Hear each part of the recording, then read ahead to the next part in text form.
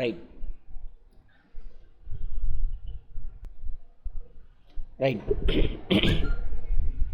உங்களுக்கு 2 கொஸ்டின் அனுப்பியிருப்பேன், அதை சால்வ் பண்ணியிருப்பீங்கன்னு நினைக்கிறேன். பண்ணாதவங்க சால்வ் பண்ணிவிட்டு அடுத்த அதுக்கான ஆன்சருக்கு அனுப்பியிருக்கேன். அதை எடுத்து பார்த்துக்கோங்க. டவுட் இருக்கிறத கேளுங்க. முடிஞ்சால் நாளைக்கு மார்னிங் 8 o'clock அந்த இன்றைக்கி எழுதின டெஸ்ட்டு அதை பற்றின இது பார்ப்போம். இன்னொரு 2 இன்றைக்கி ஈவினிங்கில் நாளைக்கு காலையிலக்குள்ளே அனுப்பிவிட்றேன். சரிங்களா? டெஸ்ட் எழுதுங்க, டவுட் இருக்கிறத கேளுங்க.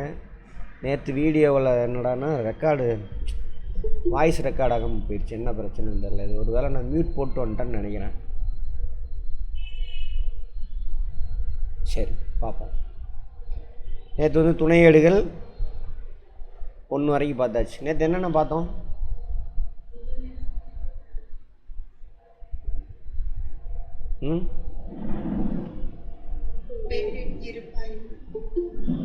என்னங்கம்மா?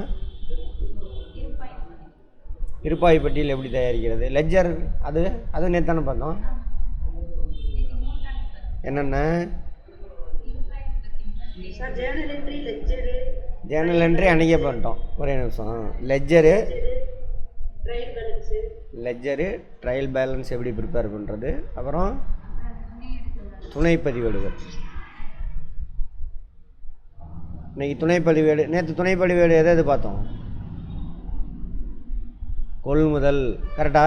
கொள்முதல் கணக்கு, அப்புறம் என்னது? விற்பனை கணக்கு. கொள்முதல் திருப்பம், விற்பனை திருப்பம். சரியா? பற்று குறிப்பு, வரவு குறிப்பு, இதெல்லாம் பார்த்தோம். ட்ரையல் பேலன்ஸு எதுக்கு ப்ரிப்பேர் பண்ணுறோம், என்ன ஏது, அதோட பலன்கள்லாம் என்ன, அதெல்லாம் பார்த்தோம். எத்தனை வகையில் ப்ரிப்பேர் பண்ணலாம் அது. அப்புறம் லெட்ஜரில் எப்படி என்ட்ரி போடணும், அதை எப்படி இருப்பு கட்டுறது, அதில் பற்று இருப்பு, வரவு இருப்பு அப்படி 2 இருக்கும். சரியா? எது அதிகமாக இருக்கோ அந்த பேரை வச்சு இருப்புன்னு சொல்லும். இப்போ பற்றோட வரவு அதிகமாக இருந்துச்சுனாக்கா அது வரவு இருப்பு க்ளோஸ் பண்ணும் பொழுது. அதெல்லாம் பார்த்துருக்கோம். இன்றைக்கி நம்ம துணைப்பதிவேடு 2. இப்போ கொஞ்சம் வேகமாக தான் போய் ஆகணும். எல்லாத்துக்கும் ஆல் டிக்கெட் வந்துருச்சு. அதை முடிஞ்ச அளவுக்கு வேகமாக எடுத்துகிட்டு போகிறேன்.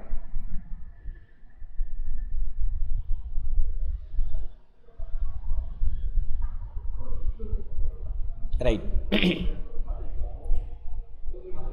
இன்னைக்கு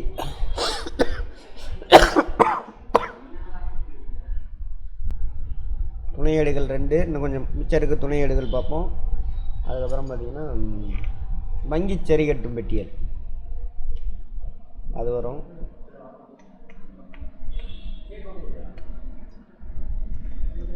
பிழை திருத்தம் அது வரைக்கும் இன்றைக்கி பார்க்கலான்னு நினைக்கிறேன். நாளைக்கு முன்னே முடிச்சிடுவோம். நாளைக்குள்ள அக்கவுண்ட்ஸ் ஓவர்.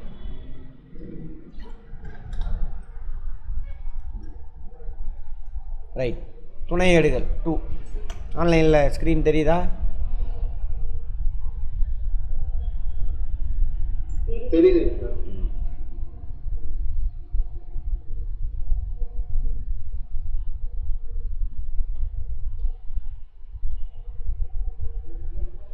ரொக்கையேடு, சில்லறை ரொக்கையேடு, வங்கி மேல்வரை பற்று, காசோலை, இதை பற்றிலாம் தெரிஞ்சுக்குவோம்.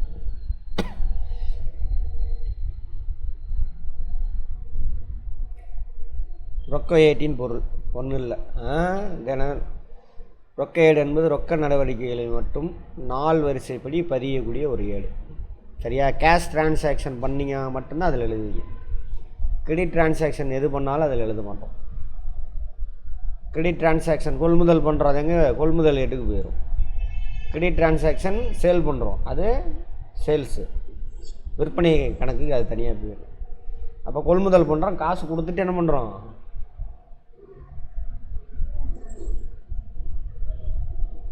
காசு கொடுத்துட்டு கொள்முதல் பண்ணிங்க அப்படின்னாக்கா ரொக்க ஏட்டுக்கு வந்துடும். சரியா?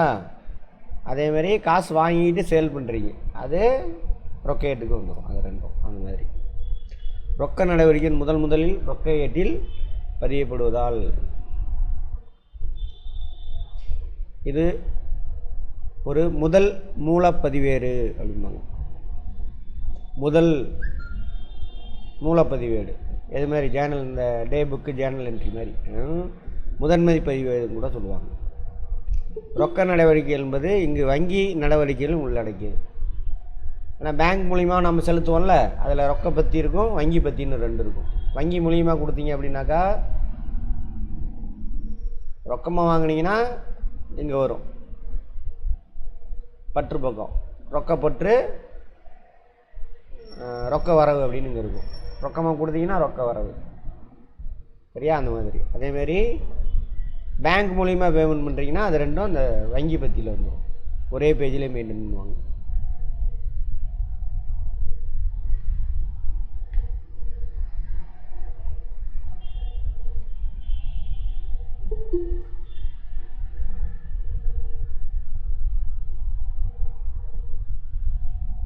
ரைட். ரொக்க ஏற்றில் ரொக்க பெறுதல்கள் பற்று பக்கத்திலும். ஏன்னா ரொக்கங்கிறது என்ன? சொத்து தானே, சொத்து தானே ரொக்கம். அப்போ பணம் உள்ளே வந்துச்சுன்னா பற்று பக்கத்தில் வைக்கணும், பணம் வெளியில் போச்சுன்னா என்ன பண்ணணும்? வரவு பக்கத்தில் வைக்கணும். ரொக்க செலுத்தல்கள் அவ்வளோதான். இது ரெண்டு துணை ஏடுன்னு சொல்லலாம், முதன்மை ஏடுன்னு சொல்லலாம். ரெண்டுமே இது. எது? ரொக்க ஏடு. அனைத்து ரொக்க நடவடிக்கைகளும் முதலில் ரொக்க ஏட்டில் பதியப்படுகிறது. எனவே இது ஒரு துணை ஏடு. அதனால தான் துணை ஏடு 2ல் வருது.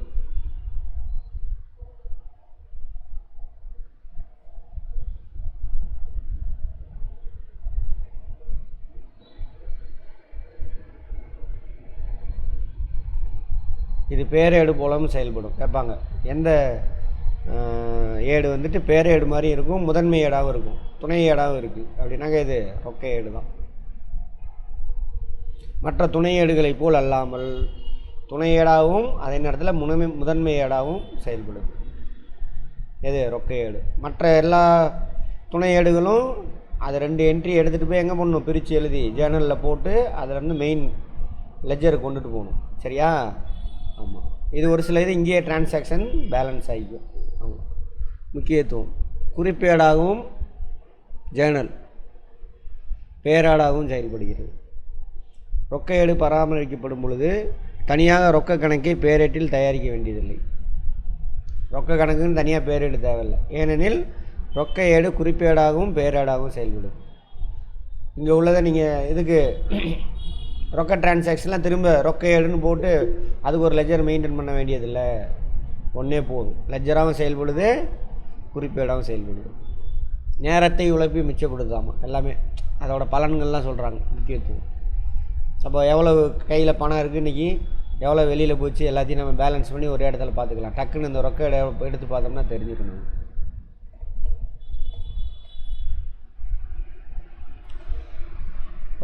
ரொக்க இருப்பு வங்கி இருப்பை அறிய முடிகிறது. ரொக்க ஏட்டில் சொன்னா இல்லையா, ரெண்டு பற்றி இருக்கும்.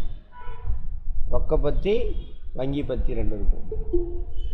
வங்கியில் பணம் போட்டிங்க அப்படின்னாக்கா இங்கே டெபிட் வைப்பீங்க. வங்கியிலேருந்து பணம் எடுத்துகிட்டு வந்தீங்கன்னா வங்கியிலேருந்து எடுத்துகிட்டு வரதை வரவு வைக்கணும். அப்படி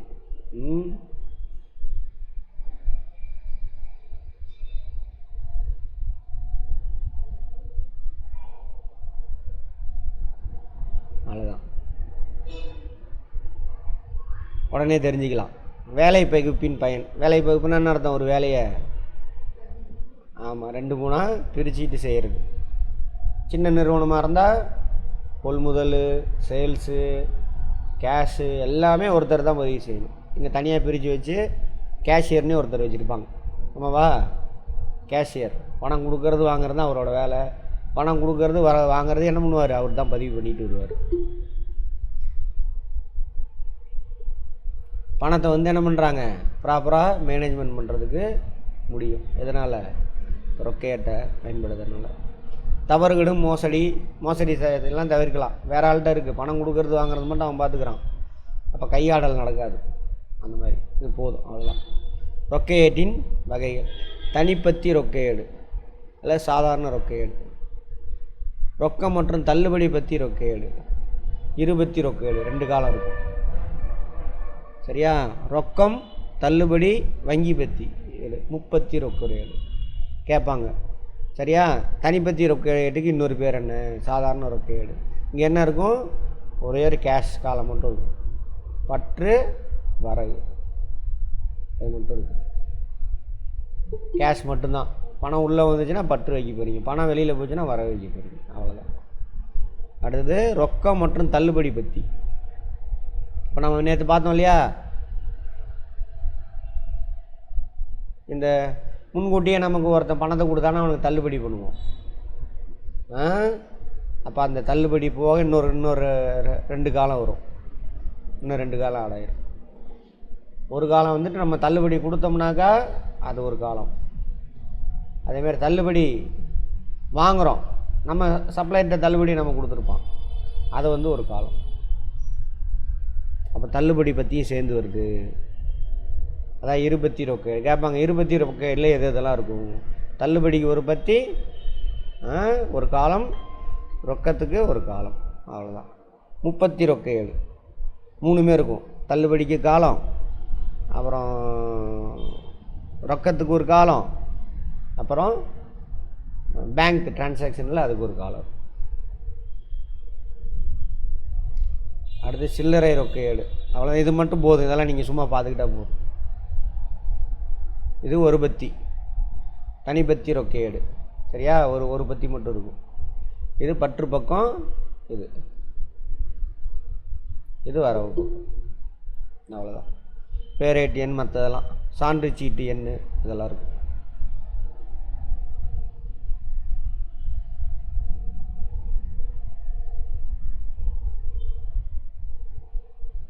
இது வவுச்சர் எண், இது சான்று சீட்டு எண். அப்போ என்ன அர்த்தம், இந்த இடத்துல நம்ம பணம் வெளியில் போயிருக்கு, ரெசிப்ட் வாங்கியிருப்போம், அது அந்த எண். அதை வேறு ஒன்றும் மற்றதெல்லாம் வைக்க.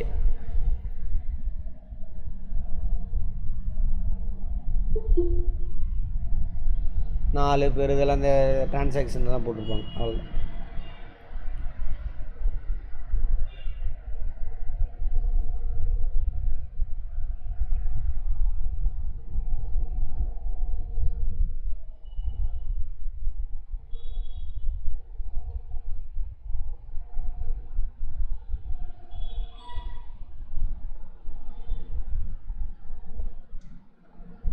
எப்பயுமே ரொக்கப்பத்தி வந்து பற்று இருப்பாக தான் இருக்கும். அதாவது ரொக்கப்பத்தின்றாங்க, ரொக்கேட்டோட இருப்பு வந்து பற்று இருப்பாக தான் இருக்கும். நெகட்டிவில் இருக்கவே இருக்காது. நெகட்டிவில் இல்லைன்னா என்ன அர்த்தம், நம்மக்கிட்ட பணம் இல்லைன்னு அர்த்தம். பணம் இல்லாமல் இருக்காது, கடனாவது வாங்கிடுவோம், வாங்கியாவது தான் என்ன பண்ணி இருப்போம், பணம் வச்சுருப்போம்.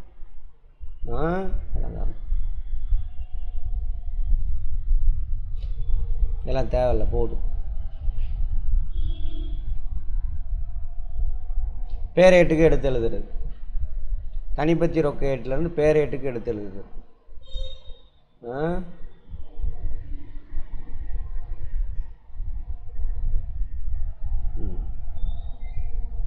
விற்பனை கணக்கு ஏதாவது விற்றுருந்தோம் அப்படின்னோம்னா என்ன பண்ணோம், விற்பனை கணக்கில் போய் பேரேடு சேல்ஸ் பண்ணியிருக்கோம்.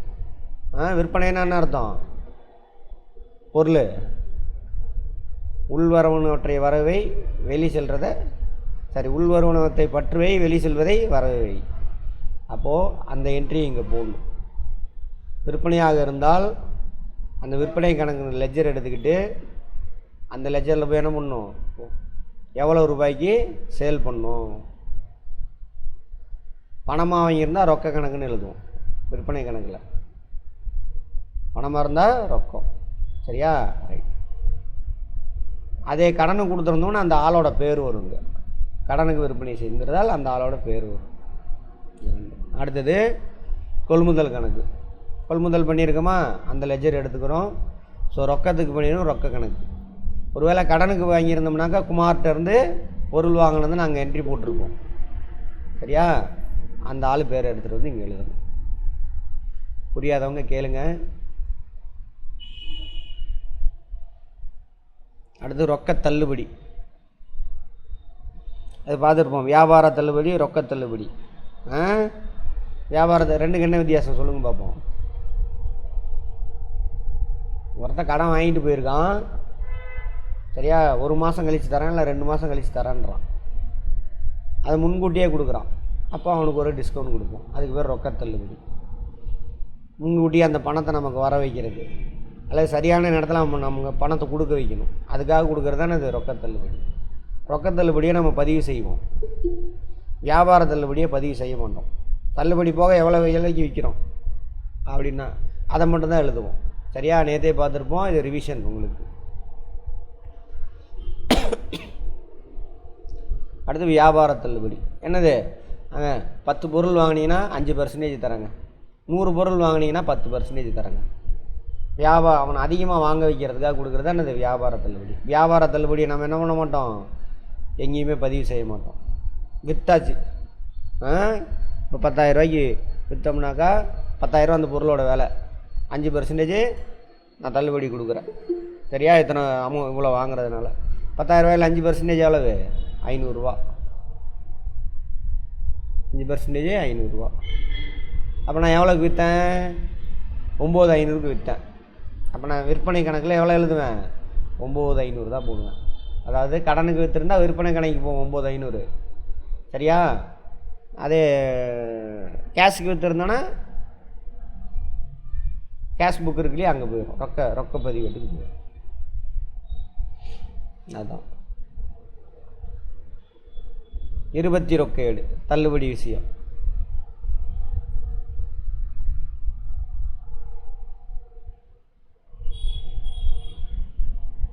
ஏப்பா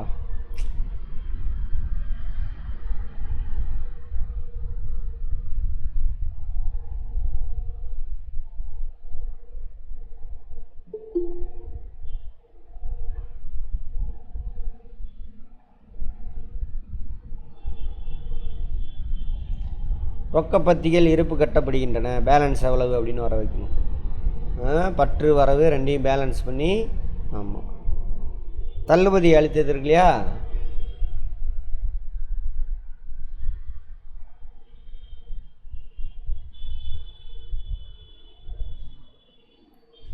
தள்ளுபடி நாம் கொடுத்ததை வந்து என்ன பண்ணுறோம்?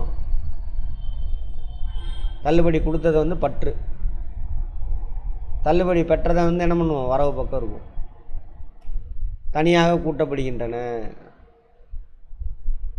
தள்ளுபடி பற்றி இருப்பு கட்டப்படுவது. அது நம்ம ரெண்டையும் கட்ட மாட்டோம். தனியாக தள்ளுபடி வாங்கினது எதுவும் தனியாக கூட்டி வச்சுக்குவாங்க. சரியா? வேறு ஏதாவது கால்குலேஷன் அந்த மாதிரி தள்ளுபடி கொடுத்தது எவ்வளோன்னு தனியாக கூட்டி வச்சுக்குவாங்க.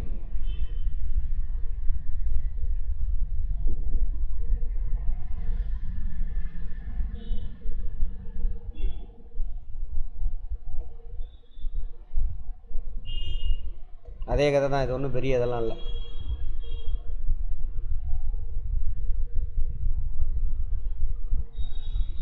இது வந்து என்னது? தள்ளுபடி கொடுத்தது. ராஜகோபாலனுக்கு 1000 ரூபாய்க்கு விற்றுருக்கோம், அவனுக்கு தள்ளுபடி 20 ரூபா கொடுத்துருக்கோம். அது இதை இருப்பு கட்ட மாட்டாங்க. அதேமாரி நம்ம என்ன பண்ணியிருக்கோம்? ராமநாதன்கிட்டருந்து என்ன பண்ணியிருக்கோம்? பொருளை வாங்கியிருக்கோம். ரொக்கம். சரி, ராமநாதன் பொருள் வாங்கியிருக்கிறோம். சரியா? அவனுக்கு நம்ம 300 கேஷ் கொடுத்துருக்கோம். தள்ளுபடி போக 310 ரூபா கொடுக்கணும், ஆனால் 300 கொடுத்துருக்கோம். அந்த மாதிரி 30 ரொக்க ஏடு. வங்கி பற்றி 3 சேர்ந்துக்குது. அவ்வளோதான். அது நம்ம பேசின கதையாக தான், திரும்ப பார்க்க வேண்டாம். அவ்வளோதான், விட்டுருங்க.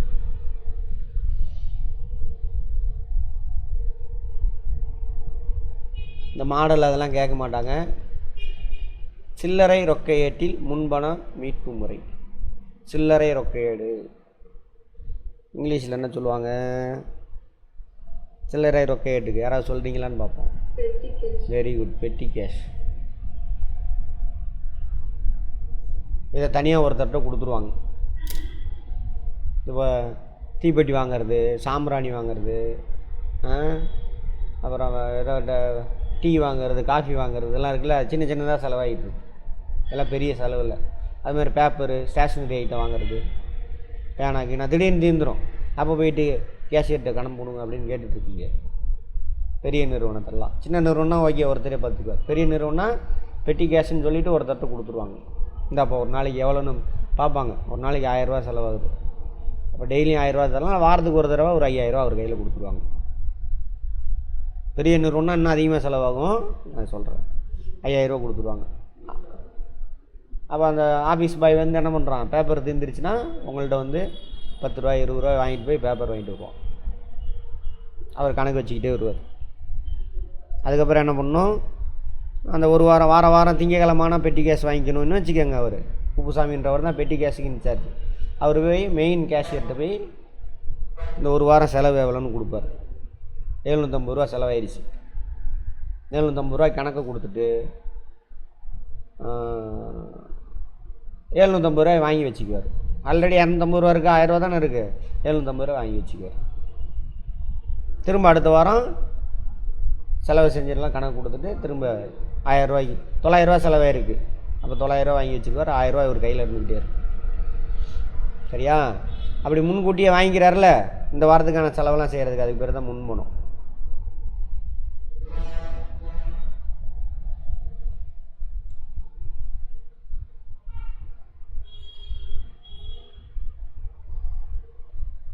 அதேமாரி அவர் அங்கே செலவு வந்துட்டு பெட்டி செலவுன்னு தான் எழுதுவார். அங்கே இதர செலவுகள் பெட்டி செலவுன்னு எழுதுவார். அங்கே கேஷ் எழுதுறவர்.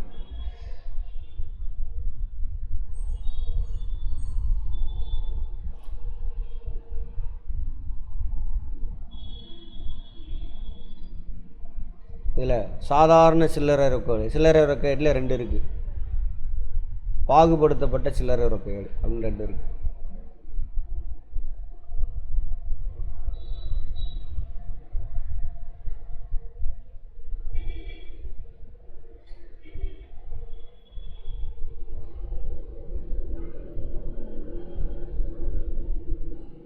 இது நார்மலாக நம்ம வந்து பயன்படுத்துகிறது கிடையாது.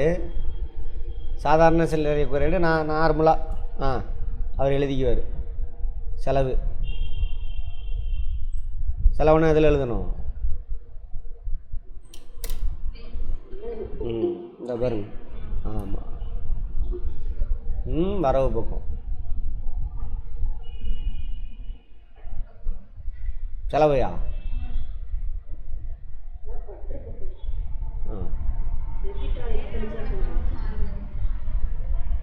பேரளவு கணக்கு.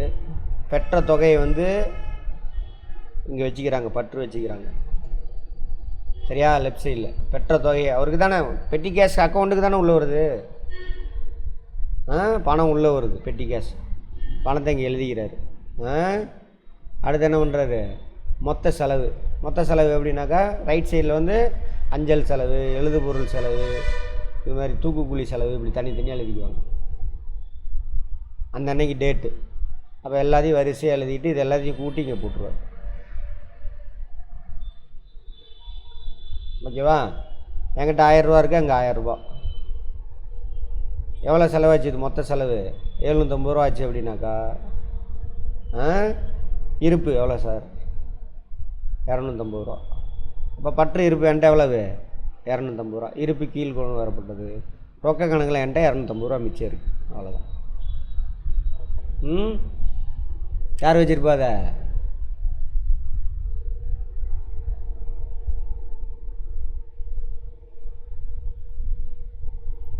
இந்த இடத்துல சொத்து பற்று ரொக்கமாக இருக்குல்ல என்கிட்ட, இந்த அக்கௌண்ட்டுக்கு தனியாக பாருங்கள், மேலே முடிஞ்சுது. இந்த சில்லறை ரொக்கேடு. பெற்ற தொகை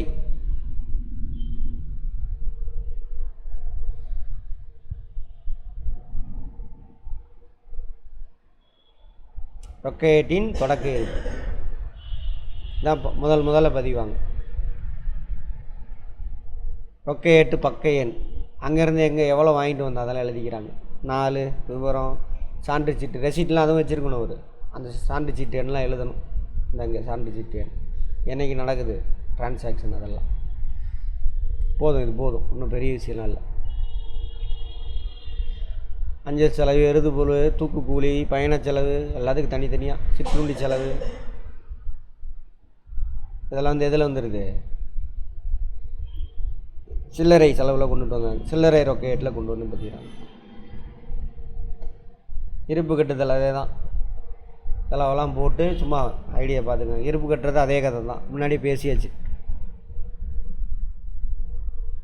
தொடக்கத்தில் சில்லறை ரொக்கத்தை முன்மனதாக பெறும் பொழுது இந்த கேஷியர்கிட்ட போயிட்டு இந்த சில்லறை ரொக்க ஏடு வச்சுருக்காருல, அவர் போய் முன்மனமாக வாங்குறது.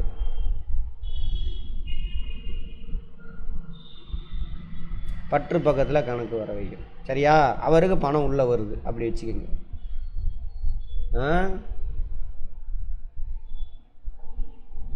காலந்தோறும் செலவுகள் தனித்தனி பத்திகள் கூட்டப்பட்டு பொழுது. அதான் அந்த முன்னாடி பேசினதான், திரும்ப திரும்ப பேச வேண்டாம், அவ்வளோதான். ரைட், வாங்க. ரொக்க ஏடு. இந்த 4 ஆப்ஷனில் எதுன்னு யோசிக்கணும், மனப்பாடம் பண்ணி வச்சு சொல்லாதீங்க. முதன்மை ஏடா? முன்னாடியே சொல்லியிருக்கிறேன், நீளமாக எது இருக்கும் ஆன்சரு, அதுதான் ஆன்சராக வர்றதுக்கு வாய்ப்பு இருக்குது. 2 ஆப்ஷன் இருக்குது. அடுத்து நமக்கு தான் ஆன்சரே தெரியுமே, இப்போ தான் பார்த்தோம். துணை ஏடு அதே ஆஸ் வெல் அஸ் முதன்மை ஏடு ரெண்டாவும் பயன்படுத்துவாங்க. இது எல்லா ஏட்லேயும் இது மட்டும்தான் 2 ஏடாகவும் செயல்படுது. ரைட், ரொக்க ஏடு. ரொக்க ஏடு பதிவு செய்வது.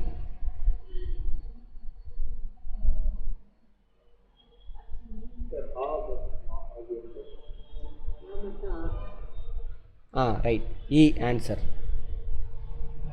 ஓகேவா? அடுத்தது, சாதாரண ரொக்க ஏட்டை வைத்திருக்கும் ஒரு நிறுவனம் எந்த கணக்கை தயாரிக்க தேவையில்லை.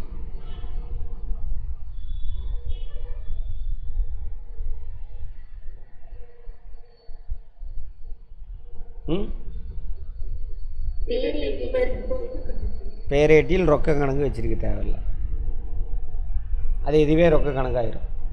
ஓகேவா? ரைட். அடுத்தது, வெரி குட். அடுத்தது, தள்ளுபடி, ரொக்கம் மற்றும் வங்கி. நீங்கள் பாருங்கள், எந்த கொஸ்டினும் படிக்கலை, புரிஞ்சதை வச்சு தான் ஆன்சர் போடுறீங்க. இதுக்கு பேர் தான் படிப்பு. இங்கே படித்த கொஸ்டின் தான் சார் வரணும் அப்படி இல்லை. அங்கே கொஸ்டினை படிக்கிறீங்க, 4 ஆப்ஷன், இது இங்கே வராது இங்கே வராதுன்னு எலிமினேட் பண்ணிவிட்டு அதை சூஸ் பண்ணுங்க, வேலை முடிஞ்சு வச்சு. புரிஞ்சிருக்கீங்கன்னு அர்த்தம். ரைட். தள்ளுபடி, ரொக்கம் என்று வங்கி பத்திகள் ரொக்க ஏட்டை இவ்வாறு அழைக்கலாம். முப்பத்தி ரொக்க ஏடு. முப்பத்தி ரொக்க ஏட்டில் முன்னிருந்து தூக்கி எழுதப்பட்ட வங்கி மேல்வரை பற்றின் இருப்பு தோன்றுவது. வங்கி மேல்வரை பற்றா? வங்கி மேல்வரை பற்றுனா அடாடா, அதை பற்றி சொல்லலையா? அதை தாண்டி வந்துட்டோன்னு நினைக்கிறேன் டக்குன்னு. சரி, வங்கி மேல்வரை பற்றுனா தெரியும் இல்லையா எல்லாத்துக்கும்? இப்போது முன்னாடி சொல்லியிருப்பேன். ஆனால் கடன் வாங்கியிருக்கீங்கன்னு அர்த்தம், அதான் வங்கி மேல்வரை பற்று. ஓவர் டிராஃப்ட், ஓடின்னு சொல்லுவாங்க. ஓவர் டிராஃப்ட், ஓவர் டிராஃப்ட், வங்கி மேல்வரை பற்று.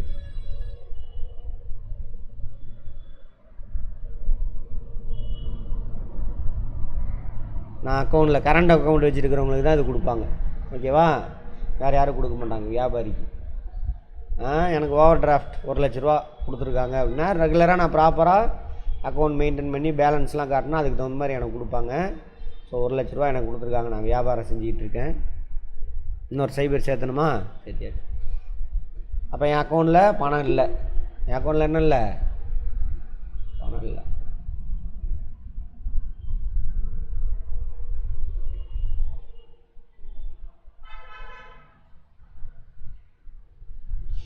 போதுமானாலும் என்ன கிடையாது, என்கிட்ட பணம் இல்லை.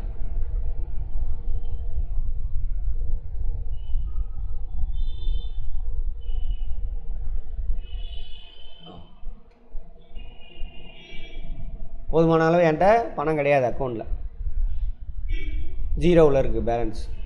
அப்போ நான் ஒரு 10,000 ரூபாய்க்கு என்ன பண்ணுறேன்? செக் அனுப்புகிறேன் பேங்க்கு. எனக்கு தெரியும் அக்கௌண்ட்டில் பணம் இல்லை, 10,000 ரூபாய்க்கு அனுப்பியிருக்கோம் அப்படின்ட்டு. அவன் 10,000 ரூபா என்ன பண்ணுவான்? நமக்கு கொடுத்துருவான். உங்களுக்கு பேங்க்கில் பணம் சர்ப்ளஸாக இருந்ததுன்னா பற்று பக்கம் வங்கி பற்றி இருக்கு இல்லையா, பற்று பக்கம் இருக்கும். சரியா? பேங்க் உங்களுக்கு இது கடன் கொடுத்த மாதிரி அர்த்தம். பேங்க் உங்களுக்கு கடன் கொடுத்த மாதிரி அர்த்தம். அப்போ நீங்கள் பேங்க்குக்கு கொடுக்கணும். அப்போ கொடுக்க வேண்டியது எங்கே எழுதுவீங்க? வரவு பக்கம் எழுதணும். வரவு பக்கம் இருக்கும். சரி, அங்கே என்ன போட்டிருக்கு? 30 ரொக்க ஏட்டில் முன்னிருந்து தூக்கி எழுதப்பட்ட வங்கி மேல்வரை பற்றின் இருப்பு தோன்றுவது. வங்கி பத்தியின் வரவு பக்கம். வங்கி பத்தியின் வரவு பக்கம். ஓகேவா? சரி, பார்ப்போம். ஆன்சர் பார்த்துக்கலாம். இது 5 மட்டும் ஞாபகம் வச்சுக்கோங்க, திரும்ப பார்ப்போம். கீழ்கண்டவற்றில் எது எதிர் பதிவாக பதிவு செய்யப்படும்?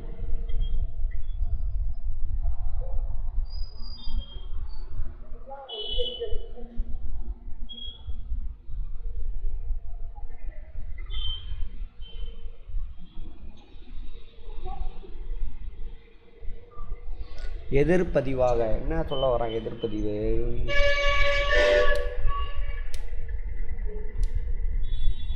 அலுவலக செலவிற்கு வங்கியிலிருந்து எடுத்த தொடக்கம்.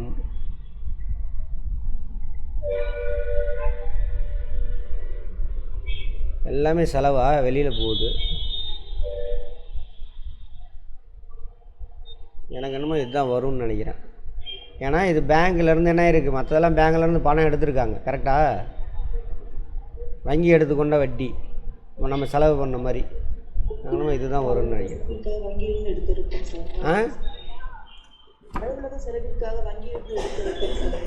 ரொக்கம் எடுத்திருக்கீங்க. எதிர்பதிவு. Right, super. எதிர்பதிவு, குட் குட் குட் குட். அதாவது எதிர்பதிவுனாக்க புரியுதா? அங்கே பாருங்கள், பேங்க்கில் வந்துட்டு நம்ம பேங்க்லேருந்து பணம் எடுத்தோமா, பேங்க்லேருந்து பணம் எடுத்துருக்கோம். அப்போது தருபவரை என்ன பண்ணணும்? வர வைக்கணும். அங்கே ஒரு என்ட்ரி போடணும் பேங்க்கில். அதேமாதிரி பணம் என்ன இருக்குது நமக்கு? பேங்க் அக்கௌண்ட்லேருந்து நம்முடைய கேஷ் அக்கௌண்ட்டுக்கு பணம் வந்துருக்கு, செலவுக்கு எடுத்துகிட்டு வந்துருக்கோம். அப்போ அதை என்ன பண்ணணும்? நம்ம பற்று வைக்கணும். அதான் எதிர்பதிவு. ஒரே கேஷ் புக்லேயே 2 பதிவு போடுறோம். நான் நடுவில் கொஞ்சம் வேகமாக தள்ளிட்டு வந்துட்டேன், தான் பிரச்சனை. ரைட், அதான் சொல்ல வரோம், வேறு ஒன்றும் இல்லை. புரியுதானு? அதாவது அந்த கேஷ் புக்லேயே என்ன பண்ணுறோம்? 2 பதிவு போடணும். ஒரு பதிவு வந்துட்டு வங்கியிலேருந்து பணத்தை எடுத்துட்டீங்க, சரியா? அப்போது வங்கி கணக்கில் என்ன பண்ணணும்? வர வைக்கணும். ஓகேவா? இன்னொன்று என்ன பண்ணுறோம்? பணத்தை உள்ளே எடுத்துகிட்டு வரோம். எடுத்துகிட்டு வந்தானே செலவு பண்ணுறோம். ஆமாம், உள்ளே எடுத்துகிட்டு வரோம். அப்போ என்ன பண்ணணும்? சொத்து கணக்கில், கேஷ் கணக்கில் பற்று வைக்கணும். அப்போ இதுதான் ஒரு ஆன்சர். பார்ப்போம், செக் பண்ணுவோம். ஒரு நடவடிக்கையின் பற்று மற்றும் வரவு தன்மைகளை ரொக்க ஏட்டில் பதிந்தால். ஒரு நடவடிக்கை பற்று மற்றும் வரவு தன்மை ரெண்டையுமே பண்ணுறோம். இப்போ பார்த்தோம்ல மேலே, இப்போ இதுக்கு பேர் என்னது? எதிர்பதிவு. இப்போ தான் மேலே பார்த்துட்டோம். பேங்க்லேருந்து பணத்தை எடுத்துகிட்டு வரோம். பணத்தை எடுத்துகிட்டு வந்து 2 டிரான்சாக்ஷன். பேங்க் நமக்கு பணம் கொடுத்தா நம்ம பணம் எடுத்துகிட்டு வரோம். நமக்குள்ளே வருது பணம். ரெண்டையுமே எங்கே எழுதுகிறோம்? கேஷ் புக்லேயே எழுதுகிறோம். அதனால் இதுக்கு பேர் என்னது? எதிர்பதிவு. சில்லறை ரொக்க ஏட்டின் இருப்பு என்ன வரும்? சில்லறை ரொக்க ஏட்டில் கொஞ்சம் பணம் இருக்குது, என்னவா வரும்?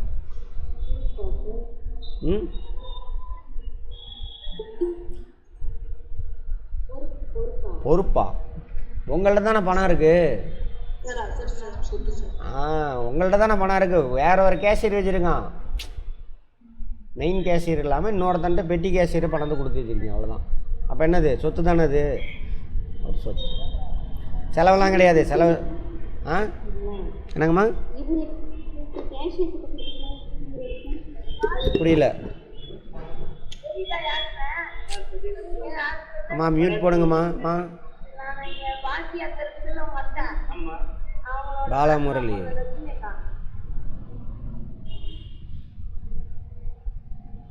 சரியா? கேளுங்கம்மா, ஏதாவது டவுட்டு கேட்டீங்க?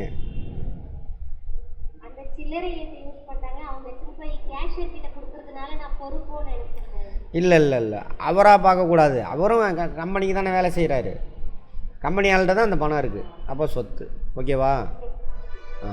ஓகே. அடுத்து, எந்த செலவிற்கு சில்லறை ரொக்கத்திலிருந்து கொடுக்கலாம்? இதில் சில்லறை செலவுக்கு பெட்டி கேஸ், தபால் செலவு, பயண செலவுலாம் கூட. Very good. இதெல்லாம் சம்பளம்லாம் அதிலேருந்து கொடுக்க முடியாது. சம்பளம் வந்துட்டு லாப நட்ட கணக்கில் போக வேண்டியது. அது ஓகே, அது எங்கே போகிறதுன்னு. இது வந்து மெயின் செலவு. இதெல்லாம் அரைகலன் பொறுத்துக்கை வாங்கிறது, அதுக்கெல்லாம் அரைகலனை வாங்கிறது, பொறுத்துறது, அது வந்து என்னது? கேபிட்டல் குட்ஸு, அசட்டில் போகும். Capital goods. மூலப்பொருள் வாங்கிறது ரெவென்யூ எக்ஸ்பெண்டிச்சர், மூலப்பொருள் வாங்கிறது. சரி, அதெல்லாம் பார்ப்போம். ஆமாம், வியாபார மூலப்பொருள் வாங்கின வியாபார கணக்கில். Very good. அடுத்தது, சிறிய செலவினங்களை பதியும் ஏடு. இது சில்லறை ரொக்க ஏடு. அவ்வளோதான். அங்கே ஒன்று மட்டும் நான் வேகமாக வந்ததுனால கொஞ்சம் சிக்கலாகிடுச்சு. ஒன்று இது இது எதிர்பதிவு. ஒன்று எதிர்பதிவுங்கிறது ரொக்க ஏடில் பண்ணக்கூடிய எதிர்பதிவு. அடுத்தது இன்னொன்று என்னது பார்த்தோம்? ஏதோ மிஸ் ஆயிடுச்சா? மேல்வரைப்பற்று, அதை பற்றி பார்த்தோம். சரி, ஒன்று என்ன ஆன்சரு? இ. ஓகே, 2 புரில் இ. ஓகே, 3 நெடில் இ. எல்லாம் நீங்கள் தான் சொன்னீங்க. 4 புரில் இ. ஓகே, 5 மட்டும்தான் நான் போட்டேன். தப்பாக இருந்தால் நானே ஏற்றுக்கிறேன். 5 இ.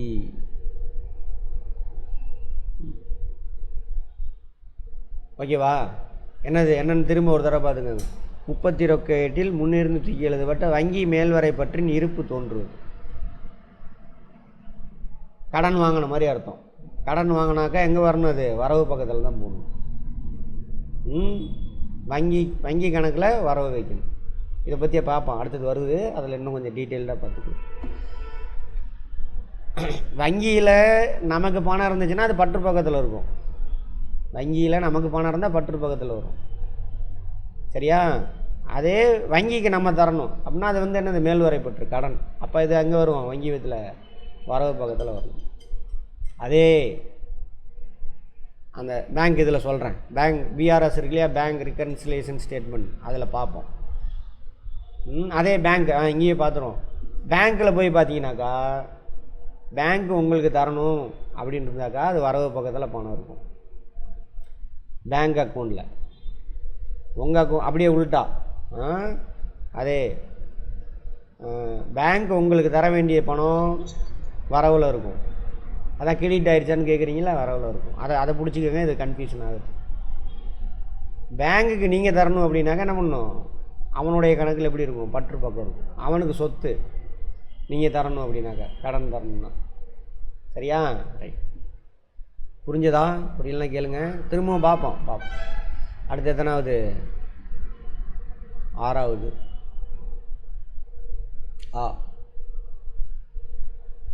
ரைட், எதிர்பதிவு. எதிர்பதிவு கேஷ் புக்கில் வந்து எதிர்பதிவு போடுவோம் ஒரு சில விஷயங்களுக்கு. அதே பேங்க்லேருந்து பணத்தை எடுத்துகிட்டு வரோம், 2 என்ட்ரி போடுவீங்க. பேங்க்லேருந்து பணத்தை எடுத்துகிட்டு வரீங்க, 2 என்ட்ரி போடுவோம். ரைட், அதை கேஷ் புக்லேயே போட்டுருவோம். ஏன்னா மற்ற லெஜர் எல்லாத்துலேயும் ஒரு என்ட்ரி தான் ஒரு பக்கத்தில் எழுத முடியும். இதில் மட்டும் தான் 2 என்ட்ரியும் ஒரே இதில் எழுத முடியும். அதான் எதிர்பதிவு.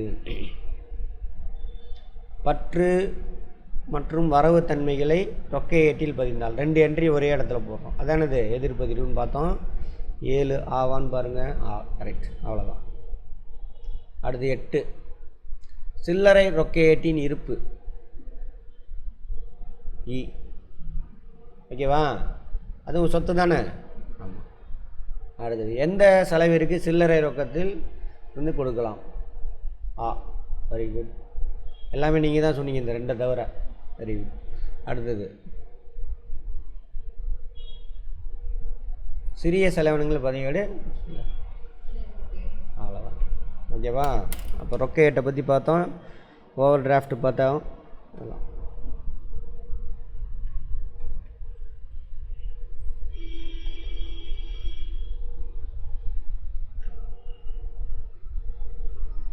ரொக்க ஏட்டில் பர்ச்சேஸ் பண்ணியிருக்கோம். கேஷ் என்ட்ரியை இங்கேயே போட்டுருவோம். சரியா? கொள்முதல் நம்ம எங்கே போய் எழுதணும்? கொள்முதல் ரேட்டில் போய் எழுதணும். அங்கே ரொக்க கொள்முதல் அப்படின்னு போட்டு எழுதணும். கொள்முதல் போடக்கூடாது, ரொக்கம் அப்படின்னு போட்டு எழுதணும். சரி. வங்கி சரி கட்டும் பட்டியல் பிஆர்எஸ் ஒன்றுமே கிடையாது, சாதாரண விஷயம். வங்கி சரி கட்டும் பட்டியல் அதாவது நம்மக்கிட்ட கேஷ் புக்கு, கரெக்டாக? கேஷ் புக்கில் நம்ம பேங்க் காலம் இருக்கும். பேங்கில் பணம் போட்டோம்னா பற்றில் வச்சுருப்போம். பேங்க்லேருந்து பணத்தெல்லாம் எடுத்துக்கிட்டே இருந்தோம்னா அது வந்து வரவில் இருக்கும். சரியா? ஓவர் டிராஃப்ட் வாங்கினோம்னா வரவில் காமிக்கும். இது நம்மளோட கேஷ் புக். வணிகன்னு சொல்கிறான், நம்மளோட தான் வணிகம், நிறுவனத்தை வணிகம்னு சொல்கிறான். அதே வங்கியில் போய் பார்த்தீங்கன்னாக்கா அவனோட கணக்கில் இப்போ சிவான்னு தனியாக அவன் வச்சுருப்பான். நான் பணம் போட்டேன் அப்படின்னாக்கா அவனுக்கு வரவு, அவன் எனக்கு கொடுக்கணும் என்றைக்காக இருந்தாலும். அதான் கிரெடிட் ஆகிடுச்சா, என் அக்கௌண்ட்டில் கிரெடிட் ஆகிடுச்சான்னு பாருங்கப்போம். அப்படின்னா என் அக்கௌண்ட்டில் பணம் வந்திருக்குன்னு அர்த்தம், அவன் எனக்கு கொடுக்க வேண்டிய பணம். சரியா? பற்று. அதில் வந்து நான் பணத்தை எடுத்தேன்னு வச்சுக்கோங்க, டெபிட் ஆகிடும். பார்த்தீங்கன்னா தெரியும், பேங்க் ஸ்டேட்மெண்ட்லாம் பார்த்தீங்கன்னா. ரைட், அப்படி ஆப்போசிட்டாக இருக்கும். அப்போ என்னோடய புக்கில் 1000 ரூபா பற்றில் இருந்தாக்கா, சரியா, வங்கியோட அவனோட புக்கில் என் பேருக்கு நேராக என்ன எழுதியிருக்கும்? வரவில் எழுதியிருக்கும் 1000 ரூபா.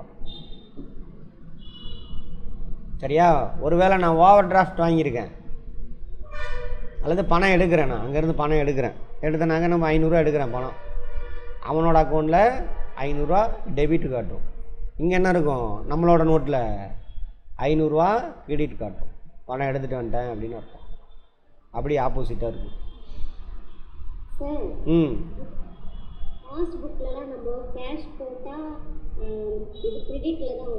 ஆமாம், அதான் அங்கேயே பாருங்கள். ஆமாம், அதான் தான் சொல்கிறேன். கேஷ் புக்கு வந்து என்னது? வங்கியோட ஸ்டேட்மெண்ட். அது உங்கள் ஸ்டேட்மெண்ட்டு கிடையாது, அது உங்கள் புக்கு கிடையாது, கேஷ் புக்கு கிடையாது மேடம். பாஸ்புக்கு வந்துட்டு பாஸ்புக் எதை காட்டும் அப்படின்னாக்கா, வங்கியில் உங்கள் கணக்கோட அக்கௌண்ட்டை காட்டும், உங்கள் கடையில் இருக்கக்கூடிய அக்கௌண்ட்டை காட்டாது. கடையில் இருக்கிற அக்கௌண்ட்டு கேஷ் புக் எடுத்து பார்க்கணும் நீங்கள். அந்த கேஷ் புக்கு வேறு, பேங்க் பாஸ்புக்கு வேறு. பேங்க் பாஸ்புக்கு வந்துட்டு கேஷ் புக்கு கிடையாது. நீங்கள் வச்சுருக்கீங்களா கணக்கு, நோட்டு புத்தகம், அதுதான் உங்களோட கேஷ் புக். பேங்க் பாஸ்புக்கில் பேங்க்குக்காரன்ட்ட உங்கள் அக்கௌண்ட் எப்படி இருக்குன்னு தான் காட்டும். மேடம் புரிஞ்சுதா? இதை புரிஞ்சிங்கன்னா இப்போ நிறைய விஷயம் அவுட்டு புரிஞ்சு போச்சு மேடம். ஆமாம், இப்போ உங்களோட பாஸ்புக்கில் பேங்க்கில் உள்ள கணக்கு தான் உங்களுக்கு பிரிண்ட் ஆகி வரும். அப்போ என்ன பண்ணுவோம்? நீங்கள் பணம் 1000 ரூபா போட்டிங்கன்னா கிரெடிட்டில் காட்டும், கிரெடிட் ஆயிடுச்சு உங்கள் அக்கௌண்ட்டில். அல்லது வேறு எவனாவது உங்கள் அக்கௌண்ட்டுக்கு போடுறான் பணம் 1000 ரூபா, கிரெடிட் ஆயிடுச்சான்னு தானே பார்ப்பீங்க, கிரெடிட் ஆயிடுச்சான்னு தானே கேட்பீங்க. ஆமாம், அதை பேங்க்கோட அக்கௌண்ட்டில் பணத்தை எடுக்கிறீங்க, அங்கே டெபிட் தான் காட்டும். போய் பாஸ்புக் எடுத்து பாருங்கள். ஆமாம், அது அவனோட கணக்கு, இது உங்களோட கணக்கு. எப்படி இங்கே பாருங்கள், எப்படி நமக்கு அவன் பேரில் நம்ம கணக்கு வச்சுருக்கோம்ல, அது மாதிரி நம்ம பேரில் அவன் கணக்கு வச்சுருப்பான். நம்மளை மாதிரியே தான் அவன் வச்சுருப்பான். இப்போது அவன் நமக்கு கொடுக்கணும் அப்படின்னா பற்றில் வச்சுருப்போம், நம்ம அவனுக்கு கொடுக்கணும் அப்படின்னா வரவில் வச்சுருப்போம். அதே கணக்கு தான். இப்போ பேங்க் நமக்கு கொடுக்கணும், அப்போ என்ன பண்ணணும்? வரவில். பேங்க்கு நம்ம கொடுக்கணும், அது வந்து வரவில் இருக்கும். இது வந்து நம்ம பேங்க்கு கொடுக்கணும் 500 ரூபா. ஓகேவா? ரைட், மாற்றி சொல்லிட்டுனா ரைட். ஃபஸ்ட்டு அந்த இதே பிடிச்சிக்கோங்க, ஃபஸ்ட்டு இருந்து அதையே ஃபாலோ பண்ணிக்கோங்க. ஆமாம், கரெக்டாக சொல்லிட்டேன். அந்த ரூல், ஆமாம், அந்த ரூலை நீங்கள் பேங்க் ஸ்டேட்மெண்ட்டில் நீங்கள் பேங்கராக உட்காந்து யோசிச்சிங்கன்னா கரெக்டாக இருக்கும். இந்த இடத்துல நம்மளுடைய நிறுவனம், நம்ம நிறுவனத்தை ஆங்கிளில் யோசிச்சிங்கன்னா வேலை முடிஞ்சு போச்சு. இது புரிஞ்சுக்கிட்டிங்கன்னா 50% பிஆர்எஸ் ஓவர். ஒன்றுமே கிடையாது, இருக்கிறதுலே சும்மா ஈஸியானது பிஆர்எஸ், பேங்க் ரெக்கன்சிலேஷன் ஸ்டேட்மெண்ட்.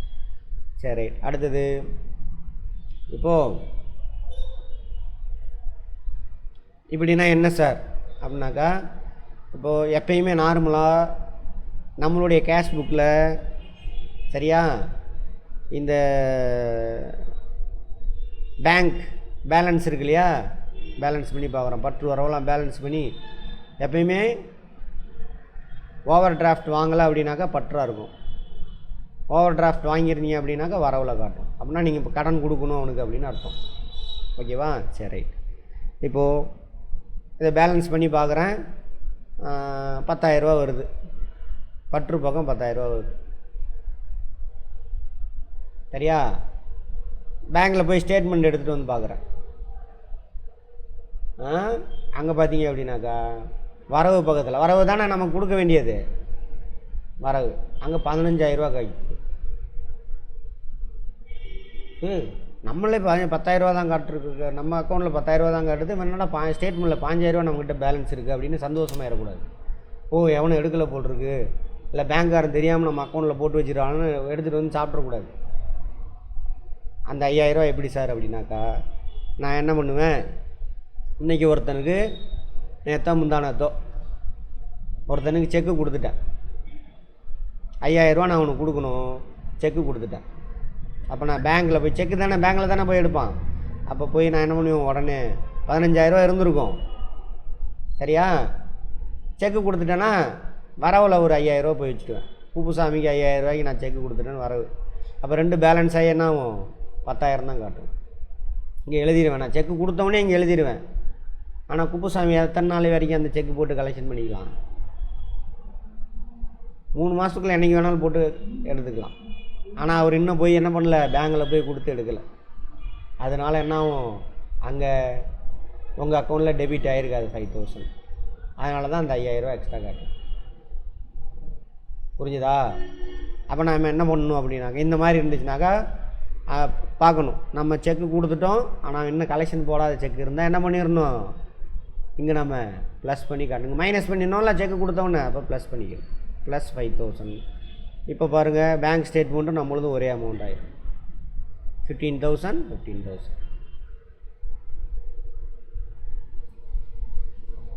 ஓகேவா? அந்த மாதிரி அதே நான் நம்ம அக்கௌண்ட்டில் 5,000 இருக்குது. பேங்க் ஸ்டேட்மெண்ட் எடுத்துகிட்டு வந்து பார்க்குறேன், பார்த்தா 12,000 தான் இருக்குது. கிரெடிட்டில் 12,000. நம்மளது பற்றில் இருந்தால் அங்கே கிரெடிட்டில் இருக்கும். அப்படியே ஆப்போசிட் 12,000. ஒன்றே பேங்கிட்ட சண்டைக்கு போகிறேன், யோ என்னையா பண்ணியிருக்கீங்க ஆச்சா போச்சான்ட்டு போகிறேன்.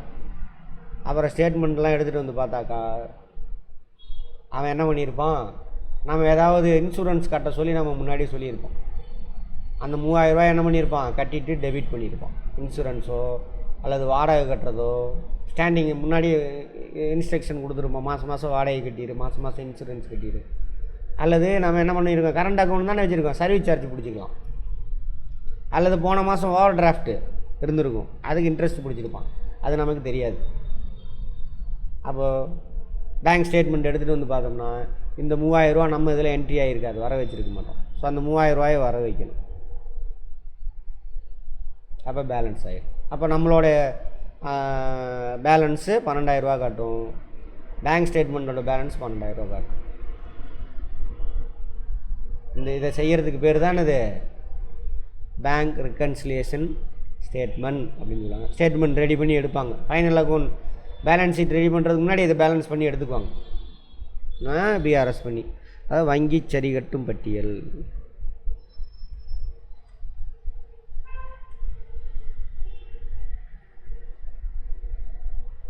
இது ஒன்று பேங்க் ஸ்டேட்மெண்ட் இருக்குல்ல, அதை வச்சு நம்ம ப்ரிப்பேர் பண்ணலாம். அல்லது அடிப்படையாச்சு பேங்க் பேலன்ஸ் இருக்குல்ல, இப்போ 12,000 இருக்குன்னா அந்த 12,000 வச்சு நம்மக்கிட்ட எது நடக்கலையோ அப்படியே ரிவர்ஸ் போட்டோம்னா அப்படியும் பண்ணலாம். அல்லது நம்மள்கிட்ட கேஷ் இருக்குல்லையே, கேஷ் பேலன்ஸு, அதாவது கேஷ் புக்கில் வங்கியோட பற்றியில் இருக்கக்கூடிய கேஷ் பேலன்ஸு, அதிலிருந்து ஸ்டார்ட் பண்ணலாம். இப்போ நான் சால்வ் பண்ணி காமிச்சது நம்மளோட கேஷ் பேலன்ஸில் 5,000 இருந்துச்சு. பேங்க் ஸ்டேட்மெண்ட் எடுத்துகிட்டு வந்தேன், அதில் 3,000 டெபிட் பண்ணியிருக்கேன். அதை இங்கே கொண்டு வந்து மைனஸ் பண்ணோம்னா நம்ம கேஷ் புக்கில் வங்கி பற்றியில் இருக்கக்கூடிய பேலன்ஸும் பேங்க் பேலன்ஸும் கரெக்டாக வந்துடும். ஸோ நம்மக்கிட்ட இருக்கக்கூடிய அக்கௌண்ட்டை வச்சு ரெக்கன்சிலியேஷன் பண்ணலாம், சரி பண்ணலாம். அல்லது பேங்க் ஸ்டேட்மெண்ட்டில் இருக்க தொகையை வச்சு என்ன பண்ணலாம், சரி பண்ணலாம். இப்போ கொஞ்சம் டீட்டெயிலாக பார்ப்போம்.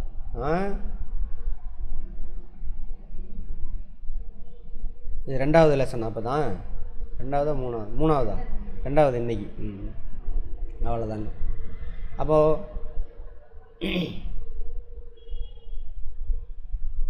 வங்கி அறிக்கைனா அந்த ஸ்டேட்மெண்ட் நீங்கள் என்ன பண்ணலாம், பாஸ்புக்கில் எடுத்துகிட்டு வரலாம். அல்லது என்ன பண்ணலாம், நெட்லேயே போட்டு எடுத்துக்கலாம். பேங்கிங்லாம் வந்துருச்சுல, எனக்கு இத்தனை நாளைக்கு ஸ்டேட்மெண்ட் கொடுனா கொடுத்துரும், சிஸ்டமே கொடுத்துரும். அது வங்கி மேல்வரைப்பற்று முன்னிலைப்படுத்தப்படாத காசோலை.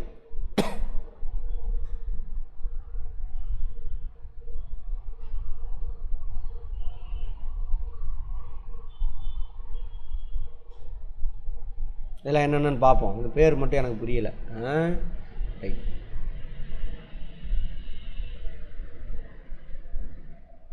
வங்கி அறிக்கை அல்லது செப்பேடு. எது வங்கி அறிக்கை? பேங்க் ஸ்டேட்மெண்ட் எடுத்துகிட்டு வரீங்கள அது. அல்லனா உங்களுடைய பாஸ்புக்கில் இருக்கிற என்ட்ரி, அதான் வங்கியோட அறிக்கை. அதுக்கு இன்னொரு பேர் என்னவா, செல்லேடாம். செல்லேடு அப்படிங்கிறான். அப்படி நான் சொன்ன கதையெல்லாம் இருக்கும். நமக்கு இங்கே பற்றுன்னு இருந்துச்சுன்னா அங்கே என்ன பேங்க் அக்கௌண்ட் ஸ்டேட்மெண்ட்டில் வரவில் இருக்கும். இங்கே வரவில் இருந்தால் நம்ம கடன் வாங்கியிருக்கோன்னு அர்த்தம், அங்கே பற்றில் காட்டும். சரியா?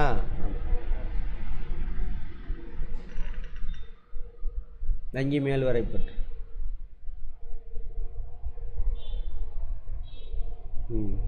பற்று இருப்பாக இருந்தால் வங்கி அறிக்கையில் மேல்வரை பற்று இருக்குன்னு அர்த்தம், பாதகம், கடன் வாங்கியிருக்குன்னு அர்த்தம், நெகட்டிவில் இருக்குது.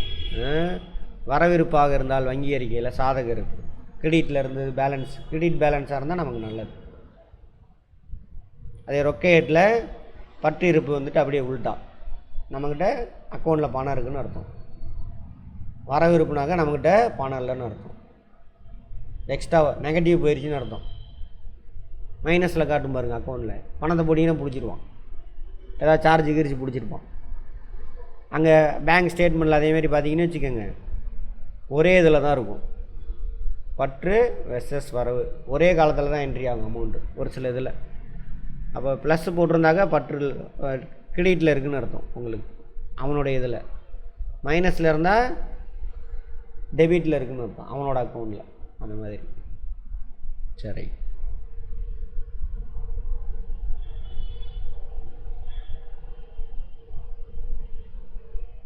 இதில் முக்கியமானது ரொக்க ஏட்டின் வங்கி பத்தி. இது நீங்கள் தயாரிக்கிறது வணிக நிறுவனம், வங்கி அறிக்கை அவனோட அக்கௌண்ட்டில் வச்சுருக்கிறது. சரியா? அப்படியே நான் சொன்னதெல்லாம் அப்படி இருக்கும். சரி, காசோலை வைப்பு செய்தால் வைப்பு செய்த நாளில் பற்று வைக்கும். வைப்புனா என்ன அர்த்தம்? எனக்கு ஒருத்தன் செக்கு கொடுத்துருக்கான், அதை போய் டெபாசிட் பண்ணுறேன் பேங்க்கில், உடனே கலெக்ஷன் ஆகி வந்துடாது. சரியா? அப்போ நான் டெபாசிட் பண்ணோன்னே என்ன பண்ணிடுவேன், நம்மளுடைய கேஷ் புக்கில் வங்கி பத்தியில் என்ன பண்ணிடுவேன், பற்று வச்சுருவேன். அங்கே கொடுத்தவொன்னே அவன் வர வைக்க மாட்டான். அவன் எந்த பேங்க்லேருந்து செக் வந்துச்சு அங்கே கலெக்ஷன் அனுப்பி அந்த பணத்தை வாங்கி அதுக்கப்புறம் அவன் கைக்கு பணம் வந்தவொடனே தான் என்ன பண்ணுவான், அவங்க பேரில் கிரெடிட் பண்ணுவான் உங்கள் அக்கௌண்ட்டில். உங்கள் அக்கௌண்ட்டில் கிரெடிட்னா அவன் உங்களுக்கு கொடுக்கணுன்னு அர்த்தம். அடுத்தது, காசோலை விடுக்கும் பொழுது விடுத்த நாளில் வரவு வைக்கப்படும். காசோலை விடுத்தல் அப்படின்னா அடுத்தவனுக்கு நான் செக்கு கொடுக்குறேன், கொடுத்தவொடனே என்ன பண்ணிடுவேன், பேங்க் அக்கௌண்ட்டில் கிரெடிட் பண்ணிடுவேன். பேங்க் அக்கௌண்ட்டில் என்னோடய அக்கௌண்ட்டில் பேங்க் அக்கௌண்ட்டில் கிரெடிட் பண்ணிடுவேன். ஏன் கிரெடிட் பண்ணுறோம், தருபவரை வரவு வை, பேங்கு தான் கொடுப்பான், அதனால் அவனை வரவு வைக்கணும். அதை திரும்ப திரும்ப ரீகால் பண்ணிக்கணும். விடுத்த காசோலைக்கு அதே நான் கொடுத்துட்டேன், அவன் இன்றைக்கி வாங்கலை, 2-3 நாள் கழித்து தான் வந்து வாங்குவான். வாங்குற அன்றைக்கி தான் என்ன பண்ணுவான், அவன் நம்ம அக்கௌண்ட்டில் டெபிட் பண்ணுவான். சரியா? Right, okay. இதெல்லாம் தான் காரணம். நிலை அறிவுறுத்தல். நிலை அறிவுறுத்தல்னா நான் ஸ்டாண்டிங் ஆர்டருக்கு நான் கொடுத்துட்டேன், இந்தாப்பா இதெல்லாம் எனக்கு மாதம் மாதம் என்ன பண்ணு வட்டியை கொடுத்துரு, மாதம் மாதம் என்ன பண்ணு வட்டியை வசூலிச்சிக்கோ, மாதம் மாதம் வாடகை வசூலி, மாதம் மாதம் இன்சூரன்ஸ் கட்டு, அதெல்லாம் சொல்லியிருக்கேன். அதன்படி அவன் பேமெண்ட் பண்ணுறது. அது எப்போ நமக்கு தெரியும்னா பேங்க் ஸ்டேட்மெண்ட் வாங்கி பார்த்தா தான் நமக்கு தெரியும். அப்புறம் தான் நம்மளோட என்ட்ரி, நம்மளோட புக்கில் கேஷ் புக்கில் என்ட்ரி போடுவோம். அவன் என்ன பண்ணுவான், முன்கூட்டியே செலுத்தியிருப்பான், செலுத்தின அன்றைக்கி என்ன பண்ணிடுவான், வாங்கியிருந்தானாக்கா கிரெடிட் வச்சுருவான் அவங்க பேரில், கொடுத்துருந்தானா அவங்க பேரில் டெபிட் வச்சுருவான். ஓகே. குறிப்பிட்ட காலத்தின் இறுதியில் இருப்பு கட்டப்படும். மாதத்துக்கு ஒரு தடவை பண்ணலாம், வாரத்துக்கு ஒரு தடவை பண்ணலாம், எப்போல்லாம் தேவைப்படுதோ அப்போ இருப்பு கட்டி, எது டெபிட் பக்கம் கிரெடிட் பக்கம், அல்லது ஒரு பேஜ் ஃபில் ஆயிடுச்சு பேலன்ஸ் பண்ணுவாங்க. ஒவ்வொரு நடவடிக்கையின் பொழுது இருப்பு கட்டி பேலன்ஸ் தான் அங்கே காட்டும் உங்களுக்கு பேங்க்கு. ரைட். வங்கி சரிகட்டு பட்டியல். புராவணம் அப்படின்னா வங்கி அறிக்கை, பேங்க் ஸ்டேட்மெண்ட்டு அல்லது பாஸ்புக் இருக்குல்ல, அது வங்கி சரிகட்டு பட்டியலின் தேவை. ரொக்க ஏட்டின்படியான வங்கி இருப்பும் வங்கி அறிக்கையின்படியான வங்கி இருப்பும் வேறுபட்டிருந்ததற்கான காரணங்களை அடையாளம் காணு. ஏன் வேறுபாடு அடைஞ்சிருக்கு, தப்பு எதுவும் நடந்துருச்சா, அவங்க கூட விட்டு போயிருக்கலாம் தெரியாமலே, நம்மளும் அக்கௌண்ட்டில் விட்டு போயிருக்கலாம், அதனால டிஃப்ரென்ஸ் காட்டலாம். அல்லது கொடுத்த செக்கு ப்ராசஸ் முடியல, சரிங்களா, அடுத்தது கலெக்ஷன் ஆகிருக்கான் அவன் நமக்கு தெரியல, அப்போ நம்ம அக்கௌண்ட்டில் விடுபட்டுருக்கும். அதெல்லாம் காசோலைகள் தீர்விடுவதில் ஏற்படும் காலதாமத்தை கண்டறிதல். செக்கு கொடுத்துட்டேன், கலெக்ஷன் ஆகி வர்றதுக்கு பல நாள் ஆகுது. அப்போ ஏன் எத்தனை நாள் ஆச்சுன்னு கண்டுபிடிக்க முடியும். ரொக்க ஏட்டின் வங்கி பத்தியினை சரியான இருப்பினை கடன். எவ்வளோ பேங்கில் ஆக்சுவலாக பணம் இருக்குது அப்படின்னு பிஆர்எஸ் பண்ணதுக்கப்புறம் தான் நமக்கு தெரியும். நம்ம இன்றைக்கி பேலன்ஸ் பண்ணி பார்க்குறோம், 1.5 லட்ச ரூபா இருக்குதுன்னு காட்டுது. ஆனால் நாளைக்கு என்ன ஆயிடலாம், அதை முன்னாடியே கொடுத்த செக் எவனாவது போட்டு பணத்தை எடுத்துருப்பான், மாட்டிக்குவோம். அல்லது அந்த மாதிரி பணத்தை எடுப்பான். அது மாதிரி வணிகத்தின் கணக்காளர்கள் மற்றும் வங்கி நிதியினை தவறாக பயன்படுத்துவதை தடுத்தல். நம்மளால் என்ன பண்ணுவோம், பேங்க் பணத்தை நம்ம பணத்தை தப்பாக யூஸ் பண்ணலாம், அல்லது பேங்கர் வந்து தப்பாக யூஸ் பண்ணலாம். ரொக்க ஏட்டின் வங்கி பற்றியும் வங்கி அறிக்கை வேறுபடுவதற்கான காரணங்கள். கால இடைவெளி வேறுபாடு சொன்னேன் இல்லையா. நான் இன்றைக்கி செக்கு கொடுத்துருப்பேன், 1 மாதம் கழித்து போய் எடுப்பான். நாளைக்கு போய் பார்க்குறேன் 1.5 லட்ச ரூபா இருக்குது அப்படின்னு தெரிஞ்சுக்கிட்டு இன்னொருத்தன் போய் 1.5 லட்ச ரூபாய் செக்கு கொடுத்துருக்கேன். நான் இது தெரியாமல் இருந்தது அப்படின்னா நான் இன்னொருத்தனுக்கு 1.5 லட்ச ரூபா செக்கு கொடுத்துருவேன். 2 ஒரே டைமில் வந்துச்சுன்னா போச்சு, செக்கு ஒன்று பவுன்ஸ் ஆயிடும், மாட்டிக்கும். அந்த மாதிரிலாம் போட்டு. விடுத்த காசோலை வங்கியில் செலுத்துகைக்கு முன்னிலைப்படுத்தப்படாது. விடுத்த காசோலைன்னா அடுத்தவனுக்கு கொடுத்த காசோலை. வங்கியில் செலுத்துகைக்கு முன்னிலைப்படுத்தாது. அவன் வந்து என்ன பண்ணல, கலெக்ஷன் போடல. அது வங்கியில் வைப்பு செய்த காசெல்லாம் இதை வச்சு பிடிச்சிக்கணும். எனக்கு கொடுத்ததை நான் கொடுத்துருக்கேன், அவன் இன்னும் வசூலிக்கலை. இதெல்லாம் காரணம். வங்கி விதித்த கட்டணம் திடீர்னு நமக்கு தெரியாமல் பணம் எடுத்துருப்பான். இப்போ நமக்கு நீங்களே ஃபீல் பார்த்துருப்பீங்க, உங்களுடைய நடைமுறை. எல்லோரும் எஸ்பி அக்கௌண்ட் வச்சுருக்கீங்க, 500 ரூபா இருக்குன்னு போய் எடுப்பீங்க. பார்த்தாக்கா 5 ரூபா கம்மியாக இருந்திருக்கும். 5 ரூபா என்ன இருக்கும், அதிக டைம் ஏடிஎம் பயன்படுத்தினால பிடிச்சிருக்கலாம். அந்த மாதிரி பிடிச்சிருவான் பணத்தை, பணம் வராது, ஐயோ அப்படின்னு. அதே தான் வங்கி வசூல் செய்த வட்டி பங்காதாயம். வசூல் செய்து போட்டிருப்பான், 5000 ரூபா தான் இருக்குன்னு பார்ப்போம், எக்ஸ்ட்ரா இருக்கும். எப்பட்றா வந்தது, தலையில் பிச்சுக்குவோம். பேங்கே உங்களுக்கு இன்ட்ரெஸ்ட் போட்டிருப்பான், அதை எங்கேயாவது கலெக்ஷன் பண்ணி போட்டிருப்பான். காசோலை மாற்றுச்சீட்டு மறுக்கப்படுதல். நம்ம கலெக்ஷனுக்கு அனுப்பியிருப்போம், அப்போ ஒரு 10,000 ரூபா கலெக்ஷனுக்கு அனுப்பியிருக்கோம். 10,000 வந்துடும் சொல்லிவிட்டு என்ன பண்ணியிருப்போம், நம்மளுடைய கேஷ் புக்கில் வங்கி பற்றியில் 10,000 ரூபாய் என்ன பண்ணியிருப்போம், பற்று வச்சுருப்போம். ஆனால் அது ரிஜெக்ட் ஆகிடுச்சு. அப்போ இதை என்ன பண்ணணும், நம்ம வங்கி பற்றியிலேருந்து மைனஸ் பண்ணணும். அதெல்லாம் அப்படியே ரிவர்ஸ் பண்ணால் போதும், பார்த்துக்குங்க. அதேமாதிரி டேரெக்டாக பணம் எவனாவது பே பண்ணியிருப்பான், நம்மகிட்ட வந்து கொடுக்காம டேரெக்டாக கொடுத்துருப்பான், அதை என்ட்ரி போடாமல் இருக்கும். அப்போ நம்மளுக்கு என்ட்ரி வராது, பாஸ்புக்கை பார்த்து தான் என்ட்ரி போடணும். வங்கி வசூலித்த ரசீது மீதான ரொக்கம்.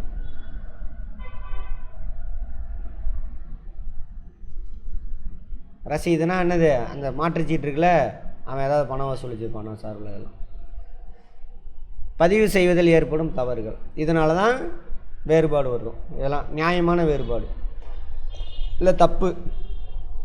நான் ஒரு என்ட்ரி போடாமல் விட்டுருப்பேன், சரியா, நம்மளோட கேஷ் புக்கில் என்ட்ரி போடாமல் வச்சுருப்பேன், ஆனால் கலெக்ஷனுக்கு செக் அனுப்பியிருப்பேன். அப்போ அந்த என்ட்ரியே போடணும். அதேமாதிரி வங்கி என்ன பண்ணலாம்,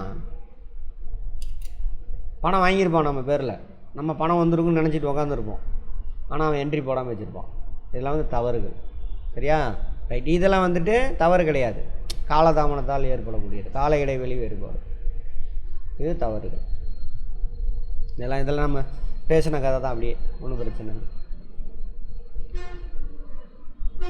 ரைட், இதை பார்த்துக்கோங்க.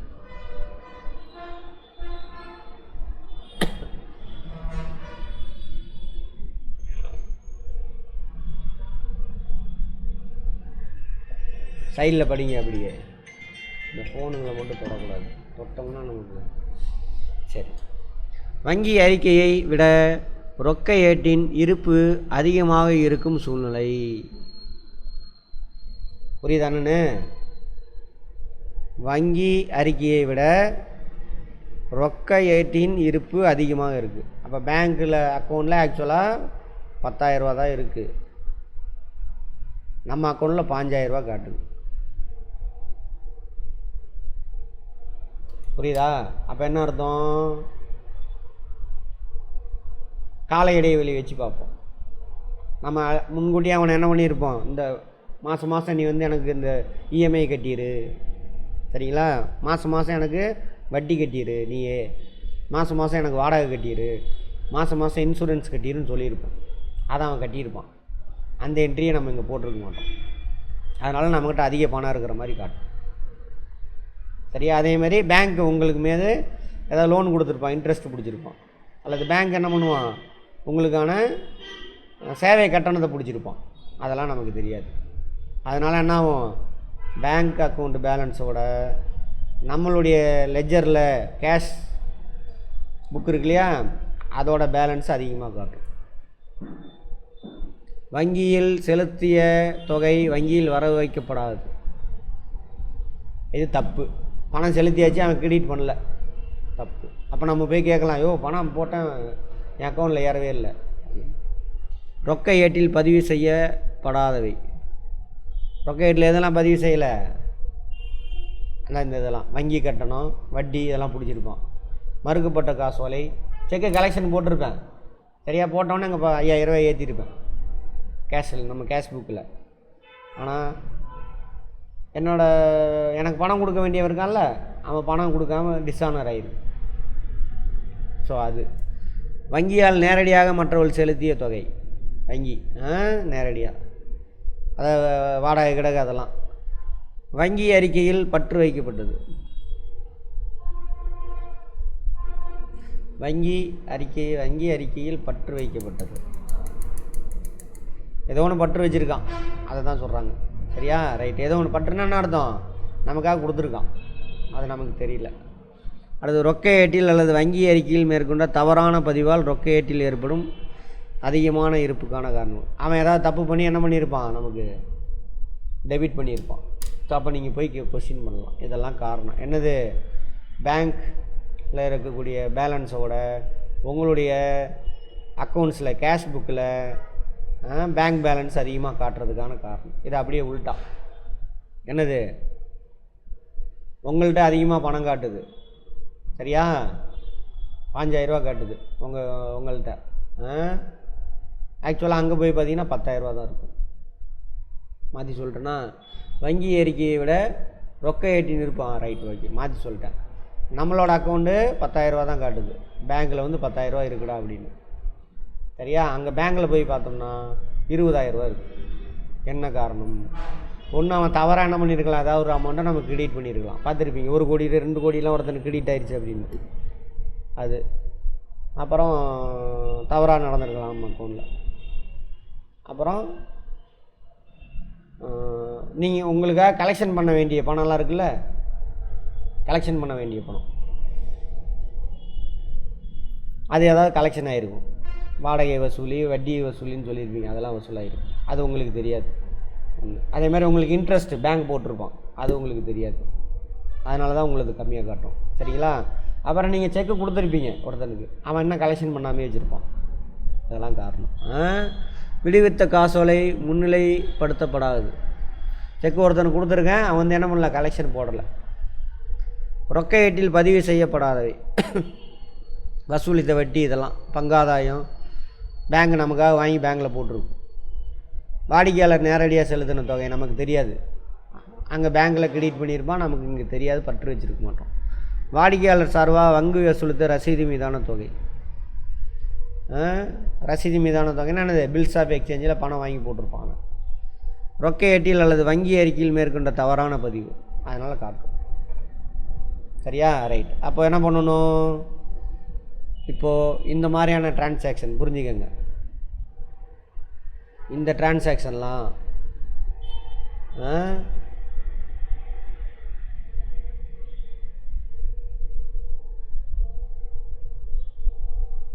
நம்மளுது எவ்வளோ இருக்குது, 5000 ரூபா காட்டுதா, அங்கே 5000 ரூபா.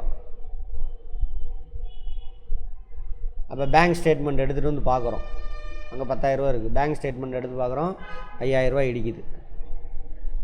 இந்த மாதிரி ஏதாவது ஒரு காரணத்தினால தான் நமக்கு இடிக்கும்.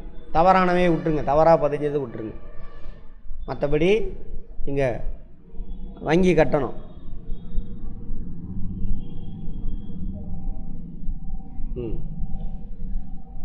வங்கி கட்டணம் மற்றும் இன்ட்ரெஸ்ட் நம்மக்கிட்ட இருந்து பிடிச்சிருக்கான் 5000 ரூபா.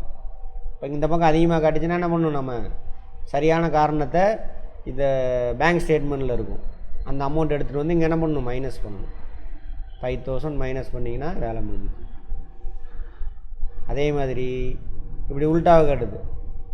பேங்க்கில் 5000 காட்டுது, நம்மக்கிட்ட அக்கௌண்ட்டில் 10,000 தான் கணக்கு இருக்குது. பேங்க்கில் 10,000 இருக்கிற மாதிரி இருக்குது. அப்போ ஒருத்தனுக்கு 5000 செக்கு கொடுத்துருக்கோம், அவன் இன்னும் வாங்கலை, அதை மைனஸ் பண்ணியிருப்பான். அப்போ இங்கே என்ன பண்ணணும், ப்ளஸ் பண்ணுங்க அந்த 5000. அப்போ பேங்க்கில் உள்ள அமௌண்ட்டும் உங்கள்கிட்ட உள்ள அமௌண்ட்டும் சரியாக போயிடும். அவ்வளோதான், இதுதான் கான்செப்ட். கான்செப்ட் புரிஞ்சிருந்தீங்க, அங்கே ஸ்டேட்மெண்ட்டை வச்சு ஈஸியாக முடிச்சிடலாம். சரியா? ரைட். சரிகட்டும் பட்டியல் வெவ்வேறு மாதங்களில் தயாரிக்கப்பட்டால், ஏதோ ஒரு மாதத்தில் மாத எண்டில் தயாரிக்கும் முன்பு ரொக்க ஏட்டினை சரி கட்டுவது கட்டாயம் அன்று.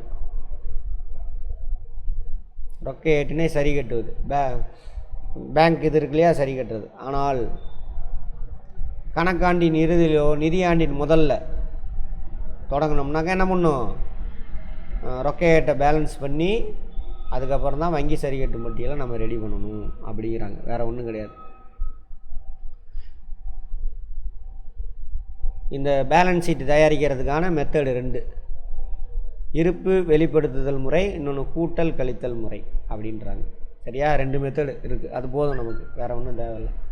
மற்றபடி கான்செப்டில் தான் கொஸ்டின் கேட்பாங்க.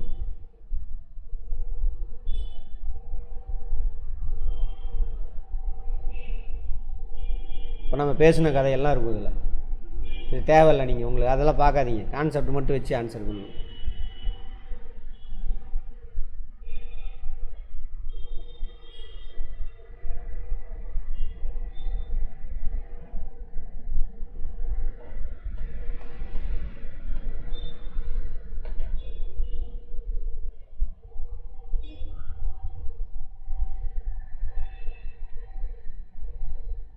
கூட்டல் கழித்தல் முறையில் தான் நம்ம ஃபாலோ பண்ண போகிறோம். வங்கி சரிகட்டும் பட்டியல் தயாரிக்கப்படுவது யார் தயாரிப்பாங்க?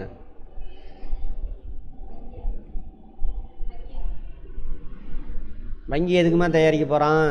நீங்கள் தாம்மா உங்களுக்கு பேலன்ஸ் வேணும். அவன் டிரான்சாக்ஷன் முடிஞ்சால் தான் அங்கே என்ட்ரியே போட போகிறான்.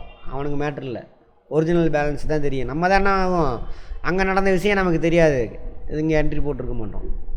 செக்கு அனுப்பியிருப்போம், கலெக்ஷன் ஆச்சா இல்லையான்னு தெரியாது, ஆனால் இங்கேயே முன்னாடியே என்ட்ரி போட்டிருப்போம். சரியா? வணிகம் நீங்கள் தான் தயாரிக்கணும், பேங்க் தயாரிக்க மாட்டான். அவனுக்கு எதுக்கு அது? அடுத்தது வங்கி சரிகட்டு பணியால் தயாரிப்பதில் உதவுவது.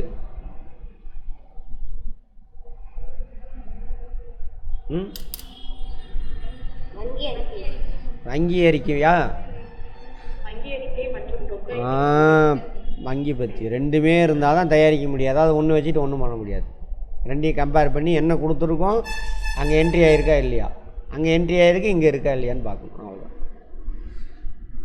ரொக்க ஏட்டின் வங்கி பத்தியின் பற்றிருப்பு என்பது, ரொக்க ஏட்டில் வங்கி பத்தியின் பற்றிருப்பு என்பது வரவிருப்பு. அவ்வளோதான், அப்படியே ஆப்போசிட். குட், பரவாயில்ல, நல்லா கவனிச்சிருக்கீங்க எல்லாரும். வங்கி அறிக்கை என்பது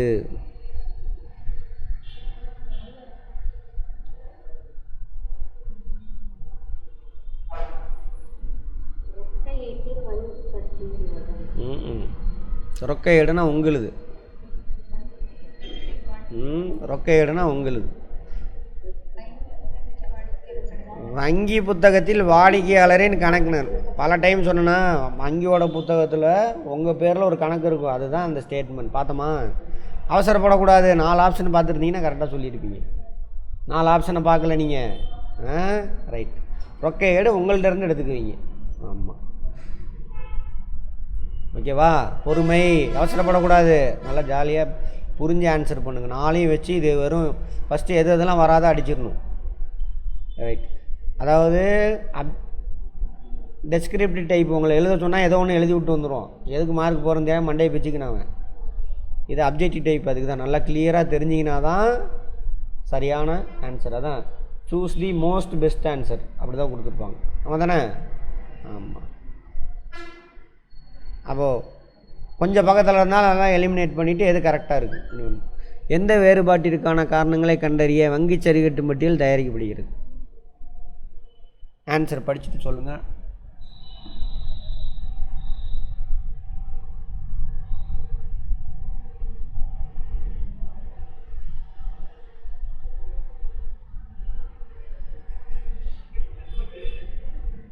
ரொக்கையீட்டின்படி ரொக்கப்பட்டியின் இருப்பு மற்றும் வங்கி அறிக்கையின்படியான இருப்புக்கும் இடையான வேறுபாடு. ஆப்ஷன் என்னன்னு சொல்லுங்கள் நீங்கள் இப்போ வாசிச்சோம். ஆ பி. அப்படின்னா தப்பு.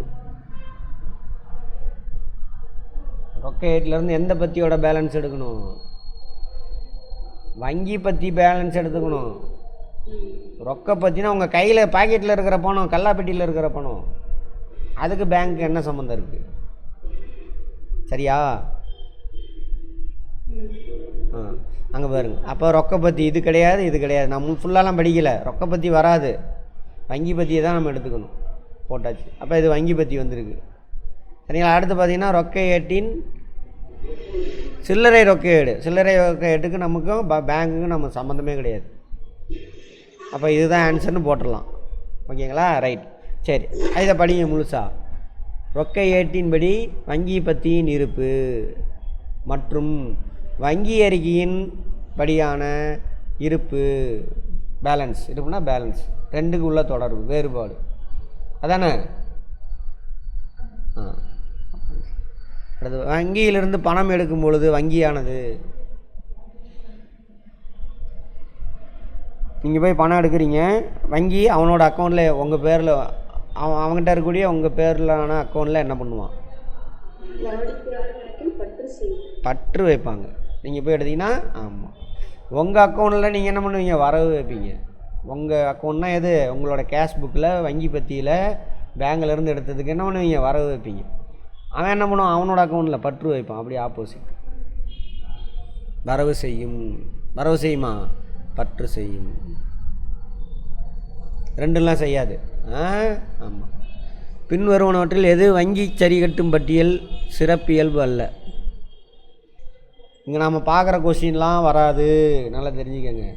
ஆனால் நீங்கள் புரிஞ்சுக்கிட்டீங்களா கான்செப்ட்டு? அதை வச்சு தான் ஆன்சர் பண்ணுற மாதிரி இருக்கும். சரி, பின்வருவனவற்றில் எது வங்கி சரி கட்டும் பட்டியல் வராது?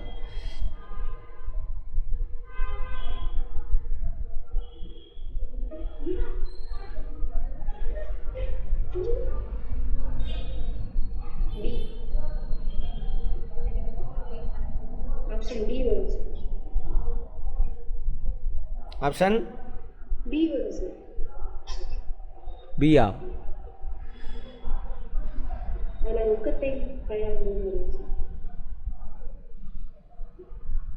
வேற வேற ஆப்ஷன்.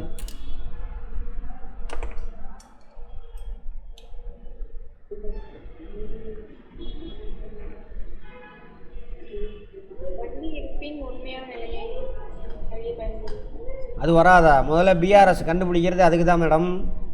வங்கியில் எவ்வளோ உண்மையான பணம் இருக்குன்னு கண்டுபிடிக்கிறது அது பிஆர்எஸ் கண்டுபிடிக்கிறது. இன்னும் 2 ஆப்ஷன் தான் இருக்குது. ஆளுக்கு ஒன்று சொல்லிடுங்க.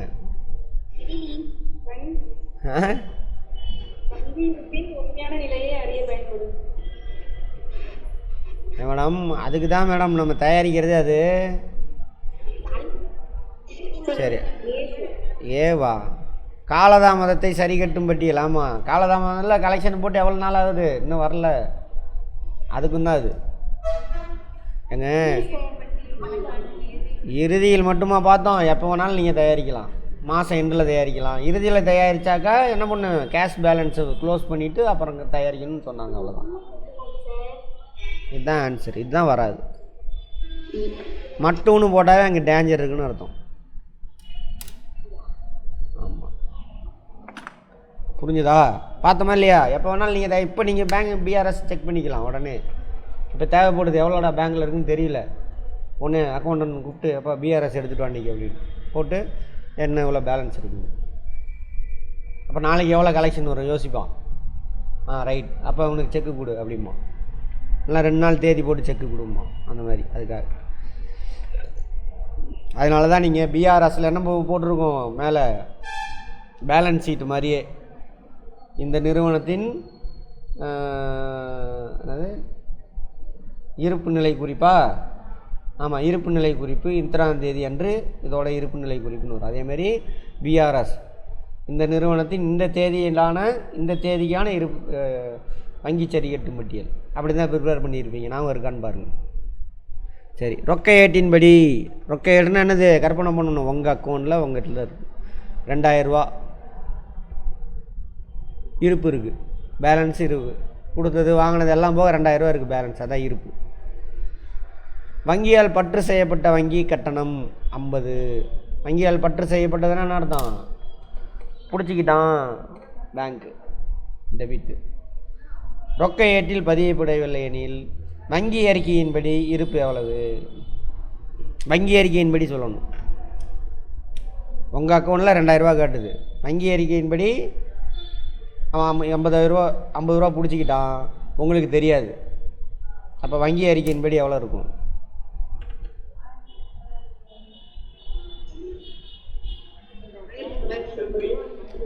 1950 ரூபா. பற்றா வரவா? வரவில் இருக்கும் அவன் அக்கௌண்ட்டில். உங்கள் அக்கௌண்ட்டில் பற்றில் காட்டும், அவன் அக்கௌண்ட்டில் வரவில் காட்டும். சரியா? அதை எப்படி கேட்குறாங்க? உங்களுடைய ரொக்க ஏற்றின்படி எவ்வளோ இருப்பு காட்டும்? இதே கேள்விக்கு அதே 2000 தான் காட்டும், அதே 2000 தான் காட்டும். ரைட், அடுத்தது. சரி, இப்போ நீங்கள் சொல்லுங்கள் பார்ப்போம். இப்போ கேஷை வச்சு, ரொக்க ஏட்டை வச்சு ஆக்சுவலாக வங்கியில் எவ்வளோ இருக்குது அப்படின்னு தெரியணும். இப்போ ஸ்டேட்மெண்ட் எடுத்துகிட்டு வந்துட்டீங்க, 1950 ரூபா காட்டுது வரவில். இங்கே என்ன பண்ணு? நீங்கள் உங்கள் அக்கௌண்ட்டை வச்சு பேலன்ஸ் பண்ண என்ன பண்ணணும்?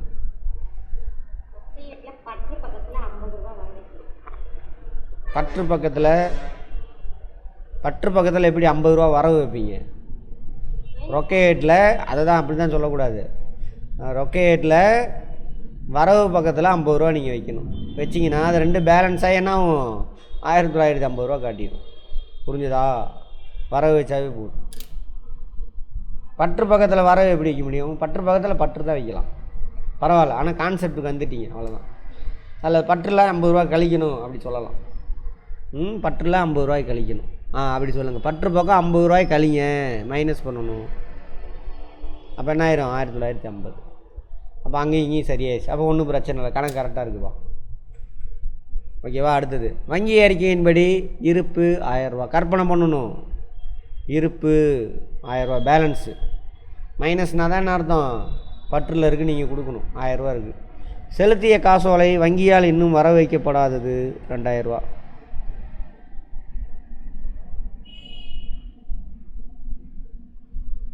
வங்கி அறிக்கையின்படி 1000 ரூபா. செலுத்திய காசோலை வங்கியால் இன்னும் வர வைக்கப்படாது. வங்கியால் வரவுன்னா அர்த்தம் கலெக்ஷன் பண்ணி உங்கள் பேரில் போடணும். சரியா? கலெக்ஷன் பண்ணி போடலை. அப்போ ரொக்க ஏட்டில் வங்கி பத்தியின் இருப்பு எவ்வளவு?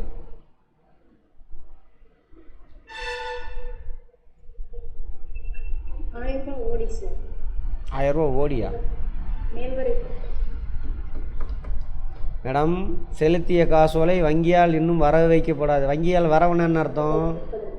கிரெடிட் வைக்கலன்னு அர்த்தம். கிரெடிட் வைக்கலன்னு அர்த்தம். அதான் தப்பாக போட்டிருக்கான். வைப்பாக செலுத்தியன்னு போடணும். வைப்பாக செலுத்தி வரவுனா அவன் கலெக்ஷன் பண்ணி உங்கள் அக்கௌண்ட்டில் போடணும் 2000 ரூபா. ஆமாவா? அப்போ முன்னாடி நீங்கள் என்ன பண்ணியிருப்பீங்க? 2000 ரூபாய் உங்களுடைய அக்கௌண்ட்டில் கேஷ் புக்கில் தான் கேட்குறான்.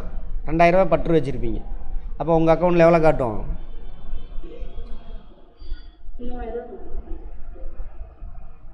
3000 ரூபா சாதகமான பற்று இருந்தாக்கா உங்கள் அக்கௌண்ட்டில் பற்றாக இருந்தால் சாதகமானது. உங்கள் அக்கௌண்ட்டில் வரவாக இருந்தாக்கா அது பாதகமானது. பாதகம்னா என்ன அர்த்தம்? நீங்கள் அவனுக்கு கொடுக்கணும்னு அர்த்தம். அதான் பாசிட்டிவ். என்ன மேடம்? ஆமாம் மேடம், வங்கி அறிக்கையின்படி இருப்பு 1000 ரூபா காட்டிடுச்சு. ஓகேங்களா? ஆனால் வங்கி என்ன பண்ணிட்டான்? நீங்கள் செக்கு வந்து கலெக்ஷன் போட்டிருக்கீங்க, அது இன்னும் என்ன ஆகலை? உங்கள் அக்கௌண்ட்டில் கொண்டுட்டு வந்து அவன் கிரெடிட் பண்ணல, அதான் வரவு வைக்கலை. ஆனால் நீங்கள் என்ன பண்ணியிருப்பீங்க? 1000 ரூபா இருந்திருக்கு முன்னாடி. பேங்க்கில் என்ன பண்ணிட்டீங்க? செக்கு அனுப்பினோடனே என்ன பண்ணிடுவீங்க? 2000 ரூபா இங்கே ஆட் பண்ணியிருப்பீங்க, பற்று வச்சுருப்பீங்க. அப்போ பற்று பக்கம் உங்களுக்கு 3000 ரூபா. பற்றுனானது சாதகமானது. சரியா? எழுதுங்க, முதல்ல அந்த ஸ்டேட்மெண்ட்டை எழுதுங்க. ஓகேவா? அடுத்து போகலாமா? சரி, தப்பாக இருந்தால் கரெக்ஷனுக்கு. தப்பு இருக்கிறதுக்கு வாய்ப்பு இல்லை. பின்வருவனவற்றில் எது காலத்தினால் ஏற்படும் வேறுபாடு அல்ல?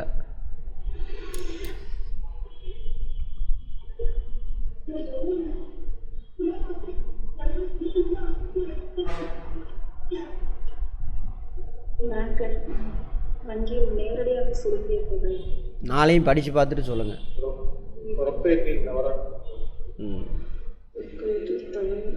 ம் 4 ஆப்ஷனை நீங்கள் படிக்கல, அதுதான் பிரச்சனை. இப்போ வங்கி நேரடியாக பணம் செலுத்திட்டேன் சரிங்களா, அவன் உடனே என்ன பண்ண மாட்டான், கிரெடிட் பண்ண மாட்டான். ஒரு சில டைம்லாம் மதியம்லாம் நான் சாயந்தரம் தான் கிரெடிட் பண்ணுவான். அது கால தாமதத்தினால வேறுபடும். இப்போ ரொக்க ஏட்டில் தவறாக பதிவு பண்ணுறோம்ல, அதுதான் காரணம். இது காலத்தினால கிடையாது, மற்றதெல்லாம் காலம். ஓகேவா மேடம்? வெரி குட், அவர் கரெக்டாக சொன்னார். ரைட், முடிஞ்சா? அப்போ 1 ஆ ஓகே, 2 இ ஓகே, 3 ஆ ஓகே, 4 இ ஓகே, 5 இ, 6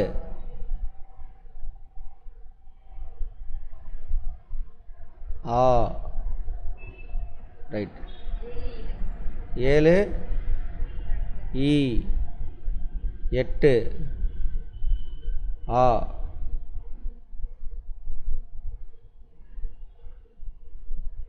இதானே போட்டோம்? ஆமாம், ஆ ரைட்.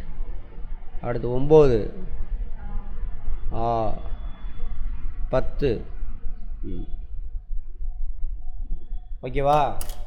வந்துட்டீங்க, 90% வந்தாச்சு. 1 2 தான் மிஸ் ஆகுது, அது சரி பண்ணிகிட்டே வந்தாச்சு. அடுத்து போகலாமா? டெஸ்ட் எழுதிட்டீங்களா எல்லோரும்? நாளைக்கு இன்றைக்கி நைட்டே கூட போட்டுடுறேன். எத்தனை கொஷின் பேப்பர் போட்டோம்? ஒரு 3 கொஷின் பேப்பர், இல்லைனா 2 போடலாம், 3 போட்டுறேன். 5 இன்னொரு, அப்புறம் 5 தான் இருக்கும், அப்புறம் சால்வ் பண்ணிக்கலாம்.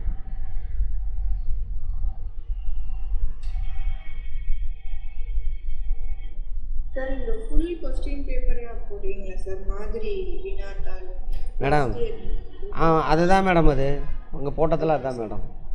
இன்றைக்கி பார்க்கலையா அந்த question paper? Tamil, computer science, maths அந்த மாதிரி கேட்குறேன் சார். மொத்தமும் இருக்குது அதில், மொத்தமும் அதில் இருக்குது. அதில் ஒவ்வொன்றில் ஒவ்வொரு மாதிரி இருக்கும். நீங்கள் நம்ம இது வரைக்கும் பார்த்ததெல்லாம் சால்வ் பண்ணுங்கள். ஜிகே இருக்கும், தமிழ் இருக்கும், கம்ப்யூட்டர் சயின்ஸ் இருக்கும், ஆப்டிடியூட் ரீசனிங்கும் இருக்கும். அது தேவையானது சிம்பிளாக உள்ளது மட்டும் நான் அந்த நம்ம இது பார்க்குறோம்ல அப்போதைக்கு சொல்லித்தரேன். இல்லைன்னா அதை விட்டுருங்க. ஏன்னா அந்த புது பேட்டர்ன் படி ஆப்டிடியூட் ரீசனிங் பற்றி அவன் சொல்லலை. அதனால் எல்லாத்தையுமே படிங்க. படிச்சுட்டு அதை ஆன்சர் கீ அனுப்பிட்டேன். கொஸ்டின் ட்ரை பண்ணிவிட்டு அப்புறம் ஆன்சர் கீ எடுத்துகிட்டு சால்வ் பண்ணுங்கள். ஏன்னாக்கா ட்ரை பண்ணிவிட்டு அதுக்கப்புறம் எடுத்து சால்வ் பண்ணிங்கனாக்கா அந்த தெரியாத ஆன்சர்லாம் மைண்டில் பதிஞ்சிடும். அதில் டவுட் இருக்கிறத கேளுங்க, நான் எக்ஸ்பிளைன் பண்ணுறேன். ஏன்னா டைம் இல்லை நமக்கு. நீங்கள் பாட்டில் எடுத்து ஆன்சர் கீ எடுத்து மனப்பாடம் பண்ணிகிட்டு இருக்காதீங்க. அது உங்களுக்கு மறந்து போயிடும். ஆன்சர் கீயை மட்டும் எடுத்து மனப்பாடம் பண்ணிங்கன்னா மறந்துடும். சால்வ் பண்ணி ட்ரை பண்ணிவிட்டு அதுக்கப்புறம் எடுத்து பாருங்கள் ஆன்சர் கீயை. 2 விஷயம். ஒன்று, இப்போ 200க்கு ஒரு 80 கொஸ்டின் அடிக்கிறீங்கன்னு வச்சுக்கோங்க. அப்போ உங்களுக்கு ஒரு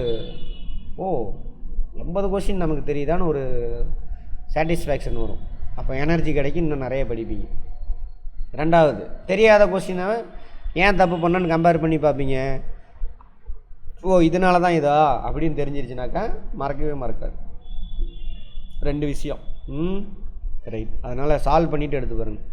பிழை திருத்தம் சும்மா சிம்பிள் தான், அந்த டக்குன்னு ஓட்டி விட்டுலாம். இந்த பாடத்தை முடிச்சிடலாம்.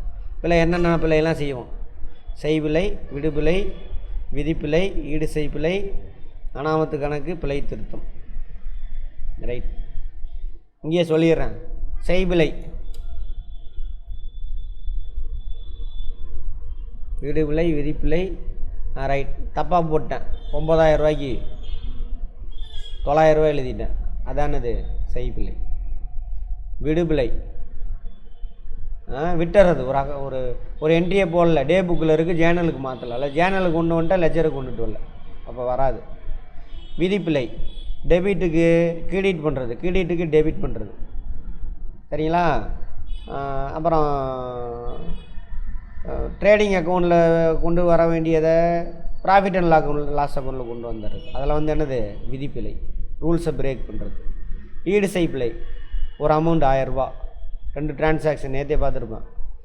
இது ஒரு டிரான்சாக்ஷன் ஏ, இது ஒரு டிரான்சாக்ஷன் பி. சரியா? ஆமாம்.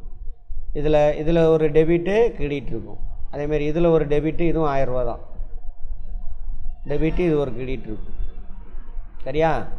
ஏவோட டெபிட் எழுதிட்டேன், பி டிரான்சாக்ஷனோட கிரெடிட் எழுதிட்டேன். புரிஞ்சுதா என்னன்னு? அப்போ இது 2 விட்டு போயிருக்கும். 2000 ரூபா விட்டு போச்சு ஒரு இடத்துல. ஆனால் இது என்ன ஆகும், 2 ஈடு செஞ்சுக்கும். இது ஒரு டெபிட், இது ஒரு கிரெடிட்டாக 2 ஈடாகிக்கும். தப்பு இல்லாத மாதிரி காமிக்கும். ஆனால் தப்புங்க, 2 என்ட்ரியை விட்டுட்டோம், 2 இடத்துல என்ட்ரி போகல. இந்த ஒரு டெபிட் ஒரு காலி, இந்த ஒரு கிரெடிட் காலி. ஓகேவா? அடுத்தது ஈடுசை பிழை, அனாமத்து கணக்கு பார்த்துருப்போம் நேற்றே. இந்த என்னது பேலன்ஸ் ஷீட் தயார் பண்ணுறோம். தமிழில் என்னது? இருப்பு ஆய்வு பட்டியல், இருப்பாய்வு பட்டியல். இருப்பாய்வு பட்டியல் தயாரிக்கும் பொழுது ஒரு 100 ரூபா 200 ரூபா இடிக்குது, 1000 ரூபா இடிக்குது, தேடி பார்க்குறேன், கண்டுபிடிக்க முடியல. அப்போ அதை எங்கே கொண்டு போய் வச்சிடணும்? அனாமத்து கணக்கில் வச்சுக்கணும். அப்புறம் கிடைக்கும், அதை எடுத்துகிட்டு அந்த எந்த கணக்கு கொண்டு போகணும் அந்த கணக்கு கொண்டு போயிடணும். அவ்வளோதான். அப்புறம் இந்த பிள்ளையெல்லாம் எப்படி திருத்தம் செய்கிறது, அதை பற்றி தான் இதில் இருக்குது. அப்படியே வேகமாக பார்ப்போம். பிள்ளை என்ன இதெல்லாம் சும்மா அப்படியே விட்டுருங்க. விடுபிள்ளையில் முழு விடுபிள்ளை, முழுசாக விட்டுட்டேன். பகுதி விடுபிள்ளை, ஒரு என்ட்ரி போட்டால் இன்னொரு என்ட்ரி போடல, அந்த மாதிரி. செய்பிள்ளை, இங்கே பாருங்கள், 234 ரூபா கடனுக்கு சரக்கு விற்றுருக்கோம், ஆனால் 243 ரூபா போட்டிருக்கேன். அப்போ எவ்வளோ இடிக்குது? 34 43 எவ்வளவு? 11 ரூபா இடிக்குதா? 11 ரூபாய் 9 ரூபாய் ஏதோ ஒன்று இடிக்கும். ஆமாம், அதெல்லாம் சரியான தொகையை தவறான துணையேட்டில் எழுதுதல்.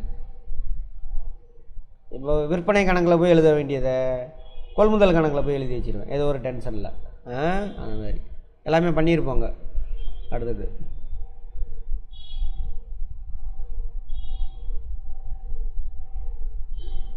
கூட்டுறது, தப்பு பண்ணிடுறது. அதாவது கூட்டல் கழித்தல் இருக்குல்ல, அது மாதிரி பண்ணுறது. அதெல்லாம் சும்மா அதெல்லாம் விட்டுருங்க, அது ஒரு பெரிய விஷயம் இல்லை.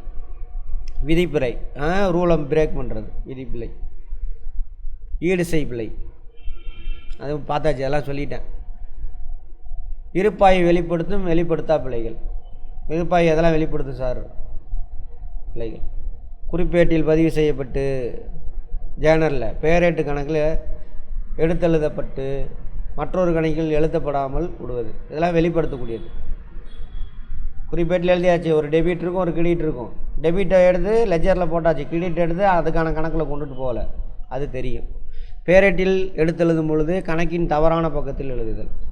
டெபிட்டில் உள்ளதை கிரெடிட்லையும், கிரெடிட்டில் உள்ளதை டெபிட்லையும் எழுதினீங்கனாலும் தெரிஞ்சிடும். ஓகேவா? அடுத்தது பேரேட்டு கணக்கில் இருமுறை எடுத்தெழுதுதல். 2 தடவை ஒரே என்ட்ரி 2 தடவை எழுதிடுவோம். அது 2 எழுதியிருக்க மாட்டோம், ஏதாவது 1 மட்டும் 2 தடவை எழுதியிருப்போம். அப்போ அதை காட்டி கொடுத்துருவோம். இந்த மாதிரி நிறைய விஷயம் இருக்குது. விருப்பாய் வெளிப்படுத்தா பிழைகள், இதெல்லாம் நேற்றே பேசியாச்சு. ஒரு வருவாயின செலவை மூலதன செலவாக மாற்றுறது, இதெல்லாம் விதிப்பிழையிலே வரும். இதெல்லாம் வெளியில் வராது. அதாவது இப்போது மூலதன செலவுனாக்கா, இப்போ இந்த பில்டிங் கட்டுறது, மெஷின் வாங்குறதெல்லாம் மூலதனம். இப்போ அந்த மெஷினை வாங்கிட்டு வந்து இறக்குறதுக்கு கூலி கொடுத்துருப்பீங்க. கூலின்னு போயிட்டு அதை எங்கே போய் சேர்த்துடக்கூடாது, ட்ரேடிங் அக்கௌண்ட்டில் சேர்த்தக்கூடாது. ஒரு மெஷின் வாங்கிட்டு வந்து அந்த மெஷினுக்கு கொடுத்த காசு, போக்குவரத்து செலவு, தூக்கு கூலி, இறக்கு கூலி, அதை இன்ஸ்டால் பண்ணி அதை ரன் பண்ணி ட்ரையல் பார்த்து வரைக்கும் ஆகக்கூடிய எல்லா செலவும். இன்றைக்கி தான் அந்த மெஷின் ஆன் பண்ணி ப்ரொடக்ஷன் பண்ண போகிறாங்க. அதுக்கு நாள் இருக்க எல்லா செலவையும் எதில் சேர்த்தணும்? அந்த மெஷின் இன்ஸ்டாலேஷன் காஸ்ட்டில் சேர்த்தணும், மெஷின் வாங்கின காஸ்ட்டில் சேர்த்தணும். அந்த மெஷினு ரொம்ப நாளாக நமக்கு பயன்படும். ஸோ அந்த மெஷினுக்கு நம்ம செய்யக்கூடிய செலவு எது? மூலதன செலவு. புரியுதா? அப்போ அந்த மெஷினை இறக்கி இன்ஸ்டலேஷனுக்காக கூலி கொடுத்துருக்கீங்க, அது எதில் வந்துடக்கூடாது? வருவாய் செலவில் வந்துடும். அதை பற்றி நாளைக்கு பார்க்க போகிறோம். வந்துடக்கூடாது. அந்த மாதிரி நடவடிக்கை முழுமையாக பதிவு செய்யாமல் விட்டாலும் இதில் வராது, பேலன்ஸ் ஷீட்டில் வராது. தவறான துணை ஏட்டில் பதிவு செஞ்சு ஒரு துணை ஏட்டில் போய், அதாவது துணை ஏட்டுனா எது கொள்முதல் கணக்கு, ரொக்க கணக்கு, விற்பனை கணக்கு, இதெல்லாம் ரைட் மாற்றி எழுதிடுறோம். கொள்முதல் கணக்கு போது எங்கே போய் எழுதிடுறோம், விற்பனை கணக்கில், அதையும் காட்டாது. அது ஒரு நடவடிக்கை துணை ஏட்டில் அல்லது குறிப்பேட்டில் இருமுறை பதிவு செய்தல், அதையும் காட்டாது. ஒரு நடவடிக்கை தொகையை குறிப்பேட்டில் தவறாக எழுதுறது, அதையும் காட்டாது நமக்கு. 500 5000 ரூபாய்க்கு 500 500ன்னு எழுதிடுறீங்க. துணை ஏட்டில் தவறாக பயன்படுத்துதல், ஈடு செய் பிழை, ஒன்றுக்கு இன்னொன்று பேலன்ஸ் பண்ணிடும். இதெல்லாம் வேண்டாம், அப்படியே போயிடலாம். அனாமத்து கணக்கு, அதுக்கான பொருள் பிழையை கண்டுபிடிச்சோம்னா தான் அங்கே அனாமத்து கணக்கில் கொண்டு போய் வைக்கணும். பெருசாக இருந்ததுனாக்கா நம்ம போய் தேடி சரி பண்ணணும். சின்ன தொகைன்னா என்ன பண்ணலாம், அனாமத்து கணக்கில் வச்சிடணும்.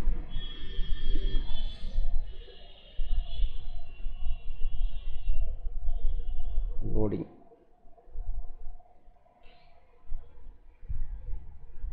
புரிஞ்சதை வச்சு ஆன்சர் பண்ணுங்க.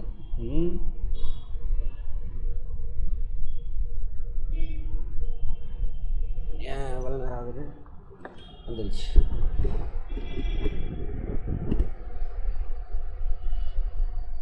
ஒரு சில இது இருப்பாய்வு தயாரிக்கிறதுக்கு முன்னாடி நம்ம கண்டுபிடிச்சிடலாம். ஒரு சிலது இருப்பாய்வு தயாரிக்கும் பொழுது பிழைகளை கண்டுபிடிப்போம், அப்போ சரி செய்யலாம். இருப்பாய்வு தயாரித்து இறுதி கணக்கு தயாரிக்கிறோம்ல, அங்கே இடிக்கும் ஒரு சில விஷயம், அங்கே அப்புறம் சரி பண்ணலாம். இறுதி கணக்கு தயாரித்ததுக்கு அப்புறம் ஆடிட்டிங்லாம் பண்ணுறாங்கல்ல, அங்கே கண்டுபிடிப்பாங்க, அப்புறம் சரி பண்ணலாம்.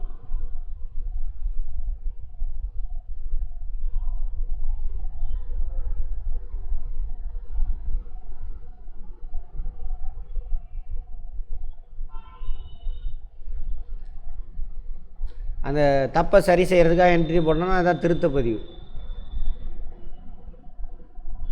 சொல்லுங்க பாபா. விதிப்பிழை 70.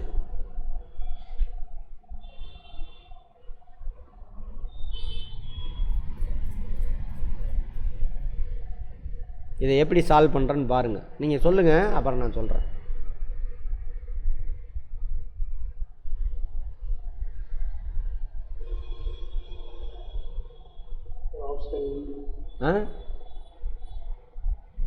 ஆன்சர்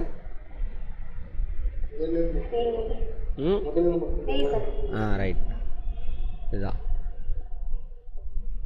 இங்கே பாருங்கள், இது எனக்கு தெரியல ஆன்சர் அப்படின்னு வச்சுக்கோங்க. இதெல்லாம் இப்படிலாம் சால்வ் பண்ணலாம், இப்படிலாம் யோசிக்கணும். சும்மா ஐயோ அந்த கேள்வி படிக்கலன்ட்டு வரக்கூடாது, யோசிக்கிறவன் தான் அங்கே தேவை.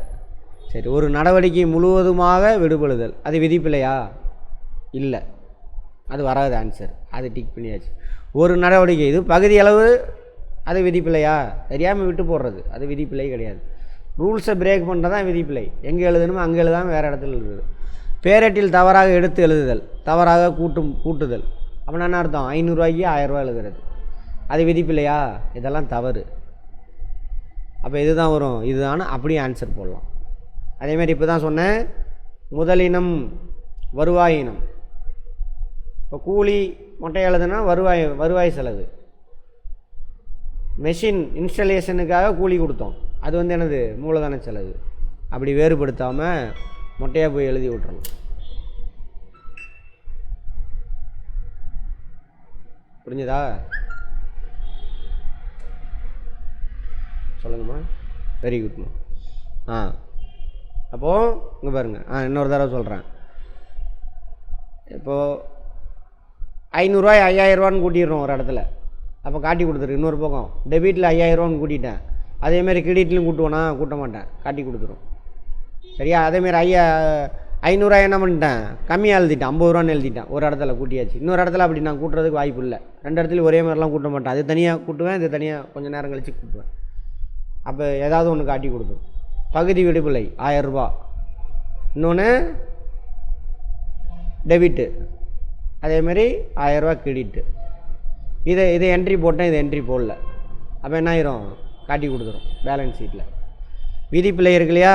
அப்போ ஃபார் எக்ஸாம்பிள் என்னது, வருவாய் இனத்துக்கு அந்த சொன்ன இல்லையா, கூலி 1000 ரூபா, கூலி 1000 ரூபாய் நான் எங்கே போய் எழுதிட்டேன்?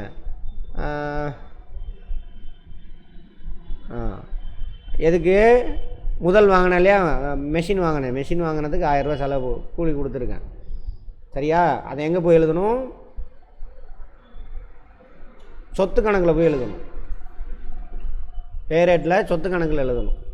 ஆனால் நான் என்ன பண்ணிட்டேன், லாப நட்ட கணக்கில் அங்கே கொண்டு போய் போட்டு விட்டேன். கூலி கொடுத்ததுன்னு சொல்லிவிட்டு ட்ரேடிங் அக்கௌண்ட்டில் சேர்த்து விட்டேன். ட்ரேடிங்கில் வரக்கூடியது பெயரளவு கணக்கில் கொண்டு போய் சேர்த்து விட்டேன். கூலி கொடுத்தது எல்லாம் வரும், பெயரளவு கணக்கில் வரும். சரியா, அங்கே கொண்டு போய் சேர்த்து விட்டேன். ஆனால் இது தப்பாக காட்டாதது, இடம் தான் மாற்றி போட்டான். அப்போது விதிப்பிள்ளையை வந்து எங்கே கண்டுபிடிக்க முடியாது, இருப்பாய்வு தயாரிக்கும் பொழுது கண்டுபிடிக்க முடியாது. இருப்பாய்வின் வேறுபாடு எடுத்து சொல்லப்படுவது. எங்கே எடுத்து செல்வீங்க? இருப்பாயில் வேறுபாடு இருக்குது, எங்கே எடுத்துகிட்டு போவீங்க? அனாமத்து. Very good. அப்புறம் அதை சரி கட்டணும். அனாமத்து கணக்கில் வச்சுருப்போம். Right, very good. ஒரு நடவடிக்கையின் முழுவதுமே பதிவு செய்யப்படாத போது அது டேஷ் எனப்படும். Very good. முழு விடு. Very good. அவ்வளோதான். இயந்திரம் நிறுவுவதற்கு செலுத்தப்பட்ட கூலியை கூலி கணக்கில் பற்று வைப்பது.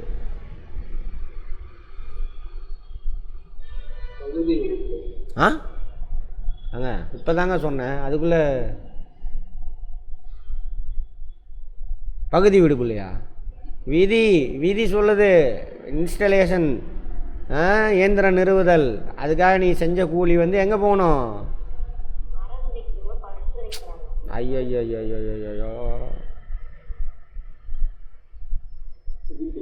கூலி கணக்கில் பற்று வைப்பது. அந்த அங்கே போகிறீங்களா?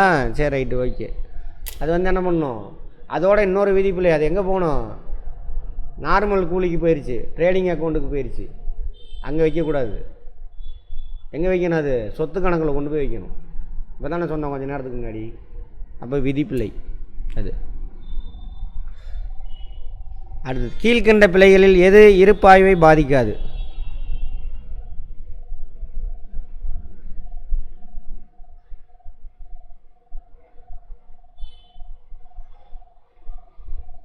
இருப்பாய்வு பாதிக்கக்கூடாது.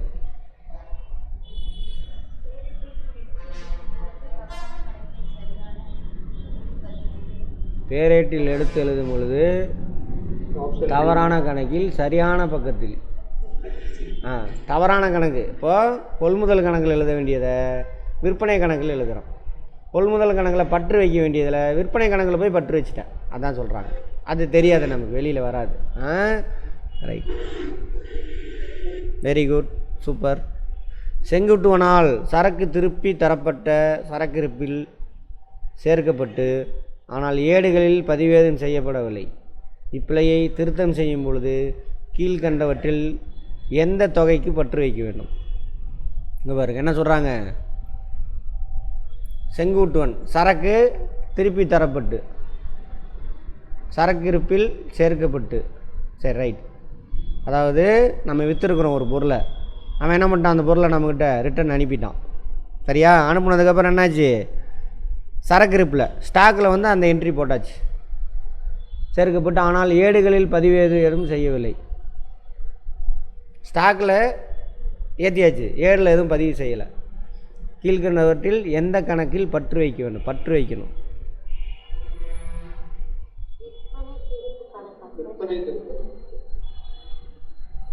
விற்பனை திருப்ப கணக்கு.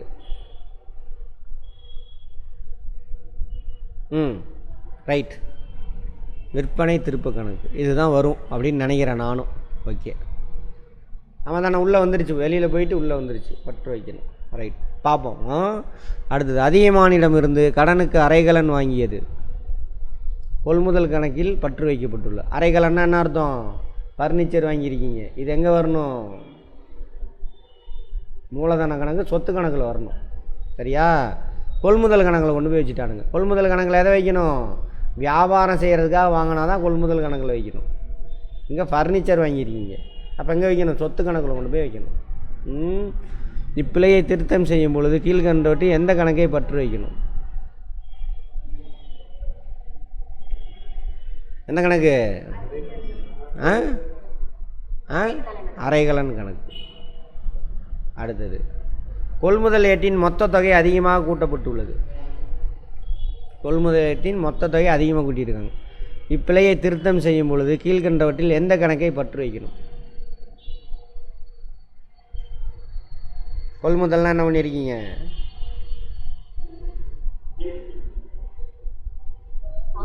வாங்கியிருக்கீங்க.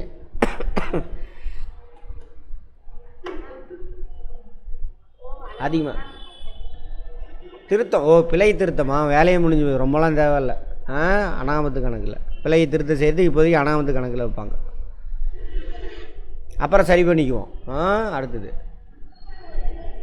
கீழ்கண்ட பிழைகளில் எந்த பிழை அனாமத்து கணக்கை பயன்படுத்தி திருத்தம் செய்யப்படும்?